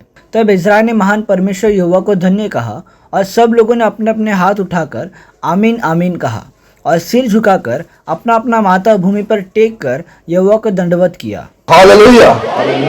मेरे प्रिय लोगों, देखो यहाँ पर इज़रा ने जैसे ही, बाइबल में लिखा प्रभु का दास इज़रा ने जैसे ही बाइबल को खोला, लोगों को बाइबल उनको सुनाने लगे, पुस्तक को खोल दिया, लिखा है उसने उसको खोला, तब लोग खड़े है ना, उठ खड़े हुए। इतना सम्मान उन लोग दिया। अभी ये परमेश्वर के सेवक लोग परमेश्वर का नियम उनको समझाने सिखाने लगे, उनको जैसे ही समझ में आने लगा वो लोग देखो प्रभु को आदर करने लगे। लिखा हुआ है इज़रा ने परमेश्वर को, इज़रा ने महान परमेश्वर को धन्य कहा, और सब लोग बोलते हाथ उठाकर आमीन आमीन कहा, और झुककर अपना माथा भूमि पर टेक कर यहोवा को सब लोगों ने क्या किया, दंडवत किया। जब वचन को कोई सुनता है और समझता है तो उसके अंदर परमेश्वर का एक आदर आता है, परमेश्वर का भय आ जाता है, और वो परमेश्वर के सामने दंडवत करने लगता है। इसके लिए मेरे प्रिय लोग, आज देखो मैं भी आपको ये बात बताना चाहता हूं कि आपको बाइबल जब कोई सिखाता है तो भी आपको ध्यान से सुनना है, जब आप खुद पढ़ते हो तो भी आपको ध्यान से पढ़ना है, क्योंकि जब आप पढ़ोगे और सुनोगे तो ही आपको समझ में आएगा, तो ही आप प्रभु का भय मानोगे, तो ही आप प्रभु को दंडवत करने पाओगे, उनकी आराधना वैसे कर पाओगे जैसे परमेश्वर चाहता है। नहीं है तो आपकी आराधना, आपकी प्रार्थना जो आप आपके हिसाब से करते हैं, उससे आपके जीवन के अंदर कोई चंगाई, कोई छुटकारा, कोई मुक्ति आ ही नहीं सकता, क्योंकि परमेश्वर आपकी धार्मिकता नहीं चाहता है, वो अपनी धार्मिकता चाहता है। वो चाहता है कि उनके नियम के अनुसार भक्ति हो। ओके, आगे पढ़ना जरा, 8 से 12 तक पढ़ना। उन्होंने परमेश्वर की व्यवस्था की पुस्तक से पढ़कर अर्थ समझा दिया, और लोगों ने पाठ को समझ लिया। तब नेहमिया जो अधिपति था, और इज़रा जो याजक और शास्त्री था, और जो लेवी लोगों को समझा रहे थे, उन्होंने सब लोगों से कहा, आज का दिन तुम्हारे परमेश्वर यहोवा के लिए पवित्र है, इसलिए विलाप ना करो और न रो, क्योंकि सब लोग व्यवस्था के वचन सुनकर रोते रहे। फिर उसने उनसे कहा, जाकर चिकना चिकना भोजन करो और मीठा मीठा रस पियो, और जिनके लिए कुछ तैयार नहीं हुआ उनके पास भोजन सामग्री भेजो, क्योंकि आज का दिन हमारे प्रभु के लिए पवित्र है, और उदास मत रहो, क्योंकि यहोवा का आनंद तुम्हारा दृढ़गढ़ है। यूं लेवियों ने सब लोगों को ये कहकर चुप करा दिया, चुप रहो, क्योंकि आज का दिन पवित्र है, और उदास मत रहो। तब सब लोग खाने पीने, भोजन सामग्री भेजने और बड़ा आनंद मनाने को चले गए, क्योंकि जो वचन उनको समझाए गए थे उन्हें वे समझ गए थे। हालेलुया। आप देखो यहाँ पर परमेश्वर के जो दास लोग गए थे, इज़रा, नेहमिया, जरुब्बाबेल, ये सभी लोग, जितने भी लोग यहाँ पर परमेश्वर के जो लोग भटके हुए थे, उन सबको वचन को सुनाकर इनको समझाया, सिखाया कि तुम क्या करो, प्रभु के रास्ते पर चलो। आप बाइबल के अंदर साफ लिखा हुआ, उनको समझ में आ गया। उनको जब समझ में आ गया तब उन लोग को ये पता चला कि हमसे कहां पर गलती हुई है, इसलिए वो लोग क्या हुए, रोने को लगे। हालेलुया। उन लोग को रोना आया, उन लोग बहुत रोने लगे। तब परमेश्वर के सेवक लोग ने समझाया कि अभी तुम्हें रोने की जरूरत नहीं है, ये आनंद का समय है, ये परमेश्वर का पवित्र समय है ना, बोलता है पवित्र पर्व का समय है, तुम लोग आनंद करो। अभी तुम लोग को रोने की जरूरत नहीं है। क्यों उन लोग रो रहे थे? क्योंकि उनको ये बाइबल सिखाने के द्वारा उनको ये समझ में आ गया था, बाइबल के मुताबिक, कि हमने गलती किया है, इसी वजह से परमेश्वर ने हमें क्या किया है, त्याग दिया है। हालेलुया। यहाँ पर इसी वजह से प्रभु के सेवक लोग ने उनको समझाकर परमेश्वर के रास्ते पे लाए, बोले अभी मत रोना, लेकिन अभी आनंद करो, खाओ पियो और आनंद करो। तब उनकी बातों को सुनकर लोग खाने पीने और आनंद करने लगे। बोला यह आनंद का समय है। सेवक लोग ने समझाया कि रोने की जरूरत नहीं, आपको परमेश्वर के वचन समझने की जरूरत है, पढ़ने की, सुनने की जरूरत है, उसका पालन करने की जरूरत है, तो परमेश्वर हमारे जीवन के अंदर आनंद, आशीष और खुशी को लेके आएगा। हालेलुया। आज देखो मैं आपको एक बात बता दूं, जितने लोगों को बाइबल समझ में आता है ना, जो लोग भी बाइबल पढ़ते हैं या ध्यान से सुनते हैं, सचमुच उनको बाइबल पढ़ने के बाद अपनी गलती उनको दिखाई देने के बाद उनको रोना आता है कि मैं परमेश्वर के विरुद्ध में पाप किया हूं। अब देखो इनको भी रोना आ गया ना, आया कि नहीं रोना? आज देखो वो ये वचन उनके अंदर काम कर जाता है, कैसे उनके मन को ये वचन छूता है। इसके लिए मैं आपको बता रहा हूं ना, आज पास्टर लोगों को बहुत मेहनत करना पड़ता है, लोगों को समझाने के लिए, लोगों को पाप से निकालने के लिए कई बार डांटना पड़ता है, चिल्लाना पड़ता है। मैं आपको बता दूं, मैं कई लोगों को बोलता हूं, अगर पास्टरों का काम कम करना है ना, पास्टरों को थोड़ा आराम मिलना है ना, तो आप लोग खुद क्या करो, रोज बाइबल को पढ़ो। जैसे रोज खाना खाते हो, रोज नहाते हो, रोज टीवी देखते हो, रोज बहुत कुछ करते हो, वैसे रोज थोड़ा, ज्यादा नहीं, थोड़े से आदत डालो। आप रोज थोड़ा पढ़ोगे, आपको समझ में आएगा आपकी गलती कहां पर है, आपको समझ में आएगा आप बीमार क्यों है, आपको समझ में आएगा आपके जीवन में शाप क्यों है, आपको समझ में आएगा आप गरीबी और कर्जे में क्यों डूबे हुए, आपको समझ में आएगा आपकी आत्मिक उन्नति क्यों नहीं हो रही है, आपको समझ में आएगा आपकी गवाही अच्छी क्यों नहीं हो रही है, क्योंकि आपको यह सारी समझ बाइबल से ही मिलेगी और कहीं से नहीं मिलेगी। हालेलुया। अब आपको रविवार परमेश्वर के दास लोग सिखाएंगे, लेकिन बाकी जो बाकी का 6 दिन है उसमें आपको भी तो पढ़ना पड़ेगा ना, क्योंकि पढ़ेंगे नहीं तो आपको समझ में आएगा कैसे। मैंने आपको कल भी बताया, जब पौलुस, सिलास, ये बड़े सेवक लोग जब उस समय प्रचार करते थे तो उस समय के विश्वासी लोग रोज जाकर इनके प्रचार को सुनकर बाइबल से लोग चेक करते थे कि इन्होंने जो प्रचार किया है वो सही है या नहीं करके। हालेलुया। आज आपका भी काम है, जिसको पढ़ने आता है वो जरूर पढ़े, पढ़ने नहीं आता तो पढ़ना सीख कर पढ़े, क्योंकि परमेश्वर मुझे पढ़ना सिखाया तो आपको भी पढ़ना सिखा सकता है ना। Hallelujah, hallelujah. तो आप पढ़ेंगे तो आपको समझ में आएगा कि क्यों मेरे जीवन के अंदर ये तकलीफ है, क्यों मैं इतना प्रार्थना करने के बाद भी प्रभु मेरी प्रार्थना को नहीं सुन रहा है, क्यों उत्तर नहीं आ रहा है, क्यों आशीष नहीं आ रहा है, क्यों मेरे जीवन के अंदर बदलावट नहीं आ रहा है, क्यों छुटकारा नहीं आ रहा है। ये आपको बाइबल से ही समझ में आएगा। और जिस दिन आपको आपका पाप बाइबल से समझ में आ गया, उस दिन आपकी आंखों में आंसू आएंगे, आप रोएंगे, क्योंकि आपको बाइबल समझ में आ जाएगा। इधर लिखा है उनको समझ में आ गया। हालेलुया। फिर उस समय जिस दिन आपको बाइबल समझेगा, बाइबल की बातें समझेगी, आपकी गलतियां, पाप आपको समझ में आएंगे, उस समय परमेश्वर अपने दासों की तरह आपको बोलेगा, अब तुम्हें रोने की जरूरत नहीं, आनंद मनाओ, क्योंकि तुमको तुम्हारी बीमारी का पता चल गया है, आप बीमारी का इलाज भी ठीक होगा। हालेलुया। अब मैं आपको एक उदाहरण देकर आगे बढ़ना चाहूंगा। कांच जानते हो, शीशा, शीशा जानते हैं ना, शीशे का एक टुकड़ा समझो आपके पैर में लग गया, घुस गया, ठीक है, आप उसको ऊपर से दवाई मारोगे, पट्टी मारोगे, दवाई मारोगे, पट्टी मारोगे, वो ठीक हो जाएगा? नहीं ठीक होगा। कैसे ठीक होगा वो? जोर से बोलिए। उस कांच को निकालकर दवाई लगानी होगी, बराबर है ना। हम लोग क्या करते हैं, हम प्रार्थना करते हैं, हम संडे को कलीसिया में भी जाते हैं, ठीक है, लेकिन हमारा प्रॉब्लम क्या है, हम बाइबल को पढ़ते नहीं तो हम समझते नहीं कि हमारा पाप क्या है, कहां पर गलती हो रही है। तो जब तक हम अपनी गलती को अपने जीवन से निकालेंगे नहीं, वो कांच के समान, तब तक हमारे घाव चंगा होगा नहीं। हालेलुया। जब तक आप आपके पाप को निकालेंगे नहीं, आपकी प्रार्थना कबूल ही नहीं होगी, आपका प्रार्थना का उत्तर आएगा ही नहीं, आपको चंगाई, उद्धार, छुटकारा मिलेगा ही नहीं, क्योंकि आप प्रार्थना कर रहे, कलीसिया में जा रहे, लेकिन आपका पाप तो आपके ऊपर बना हुआ है ना। और पाप को समझने के लिए खास तौर पे मैं आपको बताऊंगा, पाप को समझने के लिए, गलती को समझने के लिए आपको बाइबल पढ़ना जरूरी है। इसलिए एजरा, जरुब्बाबेल, नेहमिया, ये लोग ने आकर, इस्राएल लोग बड़े दुख और संकट में पड़े थे, उनको बोला, पूरा शास्त्र निकाल के पढ़वाया, और उन लोग ने परमेश्वर के शास्त्रों को, बाइबल में अभी हमने पढ़ा ना, उन लोग को समझ में आ गया। वो लोग जैसे ही समझे रोने लगे, क्योंकि उनको उनकी गलती समझे कि हमारी गलती की वजह से इतने साल तक हमारे जीवन में कोई आशीष, कोई शांति, कोई चंगाई, कोई मुक्ति, कोई परमेश्वर का संदेश नहीं था। अब तक परमेश्वर हमको त्याग दिया था, छोड़ दिया था, इतने साल से हम लोग तकलीफों के अंदर पड़े हुए थे। उनको ये जब मालूम पड़ा तो वो रोए। मेरे प्रिय लोगों, आप चाहते हो ना आपका अच्छा हो? चाहते हो नहीं चाहते हो? चाहते हैं ना? मेरे प्रिय लोग, आपको बाइबल पढ़ना होगा, क्योंकि जब तक आप पढ़ोगे नहीं, आप समझोगे नहीं। आप समझोगे ही नहीं तो आप परमेश्वर के पीछे कैसे चलेंगे? और आप चलेंगे ही नहीं तो मेरे प्रिय लोगों, परमेश्वर आपको क्यों आशीष देगा, क्यों चंगाई देगा, क्यों मुक्ति देगा? नहीं हो सकता है। इसके लिए आपको पढ़ना होगा, सुनना भी होगा, समझना भी होगा, चलना भी होगा। हालेलुया। पढ़ेंगे तो ही समझेंगे। चलो एक आखिरी 2 वचन पढ़ के मैं समाप्त करता हूं। यहोशू की पुस्तक 8वां अध्याय, उसका 34 और 35 वचन को पढ़ेंगे। यहोशू की पुस्तक 8वां अध्याय 34 और 35 वचन। उसके बाद उसने आशीष और शाप की व्यवस्था के सारे वचन जैसे जैसे व्यवस्था की पुस्तक में लिखे हुए हैं वैसे वैसे पढ़ पढ़ कर उन्हें सुना दिया।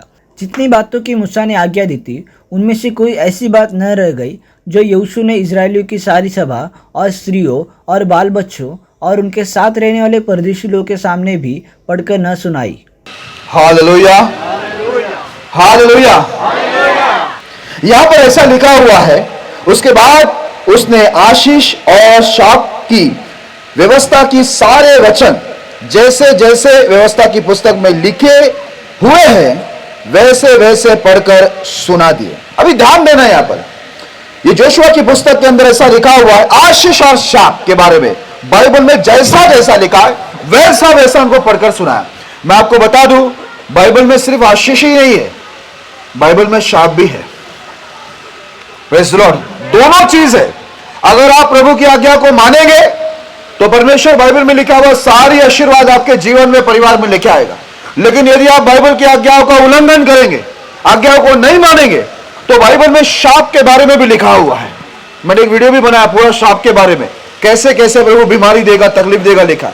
बोलता है अगर आज्ञा को नहीं मानेंगे तो आपके ऊपर वो सारे शाप जो परमेश्वर ने रखे वो आपके ऊपर आ जाएंगे। आज आपको मैं एक बात बता दूं, इज़राइल लोग भले ही परमेश्वर के लोग थे, लेकिन परमेश्वर ने उनको जितनी आशीष दिया था उतना दंड भी दिया, क्योंकि उन्होंने परमेश्वर की आज्ञा का बार बार उल्लंघन किया। तो मैं आपको एक बात बता दूं, परमेश्वर अपने बच्चों से प्यार बहुत करता है, लेकिन जब वो गलत काम करता है ना, तो परमेश्वर उसके ऊपर विपत्ति को डालता है। ध्यान में रखना, क्यों मालूम है? क्योंकि परमेश्वर एक न्यायी परमेश्वर है। हालेलुया। इसलिए वो अपने बच्चों को प्यार भी करता है, आशीष भी देता है, और वो गलती करे तो उसको फटके भी देता है, तकलीफ भी देता है।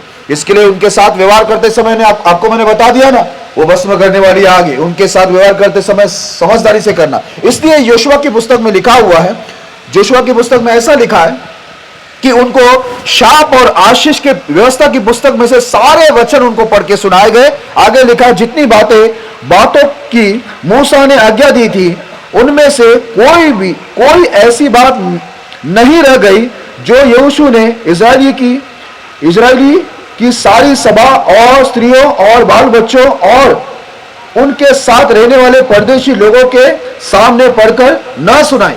हालेलुया। बाइबल के अंदर लिखा हुआ है, मूसा के पुस्तक में जितनी भी बात लिखा हुआ था, आज्ञा लिखा हुआ था, जो विश्वासी लोगों को मानना जरूरी था, इजरायली को मानना जरूरी था, यहोशू ने पूरे इजरायलियों को, जितने भी सभा में इकट्ठा थे, स्त्री है, बाल बच्चे और जितने परदेशी लोग वहां पर इकट्ठे, सबको बाइबल की सारी आज्ञा, जितनी मूसा ने लिखी हुई आज्ञा थी, जो पालन करना जरूरी था, पढ़कर क्या किया? सुनाया। हालेलुया। मेरे प्रिय लोगों, आज भी मैं पूरी कोशिश कर रहा हूं कि आपको मैं सब बातें समझाऊं करके कम टाइम के अंदर। उसके बाद परमेश्वर के दास लोग यहां पर हैं, मेरे जाने के बाद वो लोग आपको अगुवाई करेंगे। फिर यदि परमेश्वर की अनुग्रह रहा, प्रभु का इच्छा रहा, प्रभु अपने दासों के मन में अगर डाले, तो फिर से मैं आपको जरूर मुलाकात करूंगा और आगे भी बहुत कुछ चीजें सिखाऊंगा। लेकिन यहां पर मैं आपको एक बात बता दूं, ये यहोशू जो प्रभु के दास था, मूसा के बाद आया, मूसा के द्वारा जितनी आज्ञा मिली थी, यहोशू ने पूरे इस्राएल के बाल बच्चे और स्त्रियां और जितने परदेशी वापस सभा में इकट्ठे, सबको पूरा बाइबल बताया। इसके लिए मैं आज सेवक लोगों से भी विनती करूंगा कि आप लोग भी क्या करना है, इनको पूरा बाइबल के हर एक आज्ञा उनको निकाल कर चुन के उनको बताना, क्योंकि यही आज्ञा इनके जीवन को बदलने वाला है। हालेलुया। मेरी बातें नहीं, मेरा कोई भी बातें आपका काम नहीं आएगा, लेकिन बाइबल के जितने भी आज्ञा है, यदि मैं आपको बता दूं और आप उस आज्ञा को समझ ले और आप उस आज्ञा का पालन करें, मेरे प्रिय लोगों, तो आपके जीवन के अंदर निश्चय बड़े अद्भुत कार्य प्रभु की ओर से होगा। क्योंकि परमेश्वर कहता है, जो मेरी आज्ञा का पालन करता है, मेरा आदर करता है, निश्चय मैं भी उसका आदर करूंगा। हालेलुया। हालेलुया। आज परमेश्वर को आदर करने का एक ही रास्ता है कि हम लोग उसकी आज्ञाओं का पालन करें। हालेलुया। आप ये मत बोलना कि आराधना करूंगा प्रभु खुश हो जाएगा, मैं प्रार्थना करूंगा, मैं म्यूजिक बजाऊंगा प्रभु खुश हो जाएगा। परमेश्वर हमारी आराधना, हमारी प्रार्थना का भूखा नहीं है, वो उसे चाहिए। आदम हवा से लेकर एक ही बात बोलता है कि सब मेरी आज्ञा का पालन करें, यही मेरा आदर है। हालेलुया। वो हमारी आराधना का बिल्कुल भूखा नहीं है। आप चाहे जितना म्यूजिक बजाए, उछल कूद के गीत गाए, वो उसको पसंद नहीं। हाँ, वो पसंद करेगा कब? जब आप उसकी आज्ञाओं को मानेंगे तब। हालेलुया। इसलिए यहोशू ये बात को जानता था कि मैं इज़राइल का कुछ नहीं कर सकता। अगर इज़राइल को आशीष चाहिए तो मूसा ने लिखा हुआ सारा आज्ञा मुझे इनको बताना होगा, जो शाप के विषय में भी लिखा है और आशीष के विषय में भी लिखा है। दोनों आज्ञाओं को पढ़कर बाइबल में लिखा, पूरी आज्ञा, जो शाप के बारे में लिखा था, जो आशीष के बारे में लिखा था, पूरी आज्ञा इज़राइल को पढ़ के सुना और बोला कि ये आज्ञा को तुम पालन करना तो तुम्हारे पास शाप नहीं आएंगे, आशीष आएंगे करके। हालेलुया। आज मेरे प्रिय लोगों, मैं भी ये चाहता हूं, मेरे मन में आपको बताते बताते एक तरफ बड़ी खुशी है, यहां पर आया हूं आपको बता रहा हूं, एक तरफ दुख भी है। मैं चाहता हूं जितने भी मसीह में आ गए हैं यीशु पर विश्वास की, उन सबका भलाई होना चाहिए। ये हमारा ड्यूटी है, ये सेवक लोग की जिम्मेदारी पड़ता है। इसके लिए मुझे बहुत ही मेरे अंदर एक जलन है, जो एलिया बोलता है मेरे लिए जलन उठी, मेरे परमेश्वर आपके लिए मेरे अंदर जलन उठी, क्योंकि तेरी वेदी गिर चुकी है और लोगों ने तुझे त्याग दिया है करके तेरे सेवक लोगों को मार दिया। आज वो जलन मेरे अंदर भी है कि हमारे जो मसीह भाई बहन है ना, वो सबसे ऊपर होना चाहिए। हालेलुया। ये मेरी इच्छा है कि मसीह भाई बहन सब आगे होना चाहिए, सब बातों में उनको आशीष होना चाहिए। लेकिन मैं आपको बता दूं, मैं आपका कुछ नहीं कर पाऊंगा, लेकिन अगर आप पढ़ेंगे तो समझेंगे तो आप उस नियम आज्ञा में चलेंगे, और चलेंगे तो परमेश्वर आपके जीवन के अंदर आकाश के झरोकों को खोलकर आपाराम आशीष देगा। Hallelujah, hallelujah. क्योंकि देखो, आशीष देना मेरे हाथ में नहीं है, ये परमेश्वर के हाथ में। आप आज्ञा को मानेंगे, आप जहां कहीं भी क्यों ना हो, वहां पर परमेश्वर आपको बढ़ाएगा। इसलिए बाइबल के अंदर लिखा हुआ है, अब्राहम को जब अबीमेलेक ने देखा, वो दूसरे देश के अंदर था, अबीमेलेक आकर बोलता है, हमने साक्षात देखा यहोवा तेरे साथ रहकर तुझे आशीष देता और तुझे महान पुरुष बना दिया है। क्योंकि अब्राहम के बारे में लिखा, अब्राहम परमेश्वर की सारी आज्ञाओं को मानता था। हालेलुया। इसहाक के बारे में भी ऐसा ही लिखा कि इसहाक के बारे में भी अबीमेलेक ने गवाही दिया, बोलता है तू तेरे साथ में, हम लोग ने देखा कि परमेश्वर तेरे साथ में रहता है, तुझे बढ़ाता है, और तू जो भी काम करता है उसमें परमेश्वर तुझे क्या करता है, सफल करता है, उन्नति में लेके जाता है। अबीमेलेक राजा होकर भी अब्राहम से भी डरा, उसका बेटा इसहाक से भी डरा, क्योंकि उसने क्या देखा, परमेश्वर इसके साथ में रहकर इनको बढ़ा रहा है करके। हालेलुया। हम इसहाक का जो बेटा है याकूब, उसके बारे में देखते हैं, उसका मामा जो होता है, उसका मामा बोलता है तू मेरा घर छोड़ के मत जा, क्योंकि मैंने ये देखा है तेरे साथ में परमेश्वर रहता है, जब से तू आया है मुझे भी आशीर्वाद हो रहा है। हालेलुया। मुझे भी आशीर्वाद हो रहा, तू मुझे छोड़ के मत जा, जो तुझे चाहिए वो मैं तुझे दूंगा, लेकिन तू मुझे मत छोड़ के जा। Praise the Lord. हमारा भी जीवन ऐसा होना चाहिए कि हम बहुत आशीषित व्यक्ति होना चाहिए, और हमारे द्वारा दूसरों को भी आशीष मिलना चाहिए। और ये सब कैसा होगा मालूम है मेरे प्रिय लोगों, आज्ञाओं को मानकर, और आज्ञाओं को मानने के लिए आज्ञाओं को समझना होगा, आज्ञाओं को समझने के लिए आपको पढ़ना होगा। हालेलुया। बाइबल पढ़ना बहुत बोरिंग काम है ना। चलो एक बात बताता हूं, बाइबल जब हम लोग पुराना करार पढ़ते हैं तो बहुत चीजें समझ में नहीं आती है, लेकिन मैं आपको एक बात बताऊं, मुझे भी समझ में नहीं आती थी पहला, लेकिन मैंने हार नहीं माना। मैंने प्रभु को बोला, प्रभु आपने बोला है मैं समझाऊंगा, पवित्र आत्मा के द्वारा मुझे समझाओ। अभी देखो, मैं भी पुराने जमाने का तो हूं नहीं, इसी जमाने का हूं, और सच बोलूं बाइबल तो इतने 1000 साल पहले लिखा है, उसको समझना कठिन है, मैं मानता हूं, लेकिन पवित्र आत्मा आपकी मदद करेगा। जैसे वो मंत्री, खुशियों की रानी का जो मंत्री यरूशलेम में आकर रथ में इतने कष्ट उठाकर बाइबल पढ़ रहा था, प्रभु आकाश से देखा तो क्या चुप बैठा? उसने अपने दासों को भेजा या नहीं भेजा? फिलिप उसको भेजा ना, उसको समझाने के लिए। उसको समझाया कि नहीं समझाया? प्रभु का दास आकर पवित्र आत्मा में समझाया ना? उसको समझ में आया या नहीं आया? आया ना? उसने बपतिस्मा लिया या नहीं लिया? लिया ना? आज्ञा पालन किया ना? उसके बाद उसके जीवन में आनंद आया नहीं आया? आज परमेश्वर भी आपको, देखो आपका प्यास और भूख देख के ही परमेश्वर ने आज इस दास को आपके पास भेजा है। हालेलुया। आज आपको समझाने के लिए, सिखाने के लिए प्रभु ने अपने दास को यहां पर भेजा है। मैं एक आखिरी बात पढ़ता हूं, आखिरी किताब का प्रकाशित वाक्य 1 अध्याय 3 वचन को पढ़ेंगे और समाप्त करेंगे। धन्य है वे जो इस भविष्यवाणी के वचन को पढ़ता है और वे जो सुनते हैं और इसमें लिखी हुई बातों को मानते हैं, क्योंकि समय निकट है। हालेलुया। यहां पर लिखा, धन्य है वो जो इस भविष्यवाणी के वचन को पढ़ता है। क्या आप लोगों ने सुना? प्रकाशित वाक्य आखिरी किताब, अभी हम लोग भी आखिरी समय में है। ये किताब हमारे लिए बड़ा महत्वपूर्ण है। वैसे पढ़ते समय समझ में नहीं आता, लेकिन पवित्र आत्मा जरूर आपको समझाएगा, क्योंकि इसमें बहुत ही बातें जो लिखी हुई है वो आत्मा से ही समझना जरूरी है। अब यहां पर लिखा है, परमेश्वर का वचन कहता है जो पढ़ता है वो धन्य है। इसके लिए हम लोग को हमेशा क्या करना चाहिए? बाइबल को पढ़ना चाहिए। भविष्यवाणी की पुस्तक मतलब ये बाइबल, क्योंकि परमेश्वर की भविष्यवाणी, ये जो बाइबल है इसको भविष्यवाणी की पुस्तक बोलते हैं, क्योंकि भविष्यवक्ता द्वारा ये सब लिखा गया आने वाले दिनों में क्या होने वाला है। तो धन्य है वो जो इस भविष्यवाणी की पुस्तक को पढ़ता है। नंबर 2, और वे जो सुनते हैं। हमें पढ़ना भी है, सबसे पहला पढ़ना जरूरी है, दूसरा सुनना जरूरी है, तीसरा लिखा हुआ है और इसमें लिखी हुई बातों को मानते हैं, क्योंकि समय निकट है। 3 चीजें यहां पर लिखा है। एक है हमें पढ़ना है तो हम धन्य हो गए, दूसरा हमें सुनना है तो हम परमेश्वर के सामने धन्य हो गए, तीसरा हमें उसे मानना है। तो आप बोलेंगे मैं सिर्फ सुनूंगा और पढ़ूंगा, मानूंगा नहीं, तो सुनने और पढ़ने से भी कुछ नहीं होने वाला है। ये तीनों चीज को लाना पड़ेगा, पढ़ना भी पड़ेगा, सुनना भी पड़ेगा और मानना भी पड़ेगा। अभी हमारे इधर एक डॉक्टर है, मैं आपको एक बात बताता हूं, आप बहुत समय हो गए हंस रहे नहीं, अभी आपको हंसाता हूं थोड़ा, ठीक है, थोड़ा हंसाता हूं फिर बंद करता हूं। हमारे एक डॉक्टर है, उनका नाम है विजय नारायण शर्मा। मैं उनको अपने बचपन से पहचानता हूं। वहां पर एक माताजी आए, बहुत वजनदार थे, बहुत मोटे थे।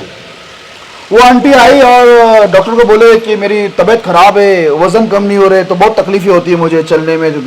तो उन्होंने एक बात बताया उनको, डॉक्टर ने बोला रोज क्या करना मालूम है, यहां से लेकर वहां पर, हमारे यहाँ पर एक स्टेशन का नाम घाटकों पर है, बोला स्टेशन तक जाना है, वापस आना है, ठीक है, रोज जाकर आना है, वहां पर जाकर रिटर्न आना है, तो आपका वजन क्या हो जाएगा, घट जाएगा। तो वो जो आंटी है कुछ महीनों बाद, शायद 6 महीना या साल भर बाद, वो डॉक्टर के पास आए। वो डॉक्टर ने मुझे बताया, क्योंकि वो बचपन से मुझे जानते हैं। वो डॉक्टर को आकर वो आंटी बोलने लगे, डॉक्टर के ऊपर गुस्सा किए, बोलते हैं आपने मुझे बोला कि इतना किलोमीटर जाओ और रिटर्न आओ, इतना किलोमीटर जाओ, मैं यहाँ पर साल भर से वहां पर जा रही हूँ, आ रही हूँ, लेकिन मेरा वजन 1 ग्राम भी कम नहीं हुआ। वो डॉक्टर भी गुस्सा हो गए। तो डॉक्टर ने इनको पूछा आप यहां से लेकर वो स्टेशन तक कैसे जाते थे? तो बोले कि ऑटो पकड़ के जाती थी और ऑटो पकड़ के आती थी। हालेलुया। हमारा भी ऐसे ही हालत है। अगर हम लोग सिर्फ पढ़ेंगे और सुनते ही रहेंगे और पालन नहीं करेंगे, तो हमारे जीवन में भी जो तकलीफ है, परेशानी है, बीमारी है, कष्ट है या कर्जे गरीबी है, वो कोई घटने वाला नहीं है, जाने वाला नहीं है। अगर हम भी उस आंटी के समान करें तो, मैं बोलने का मतलब समझ में आया? हमें पढ़ना भी है, सुनना भी है और उसमें चलना भी है, क्योंकि समय क्या है, निकट है। प्रभु आने वाला है।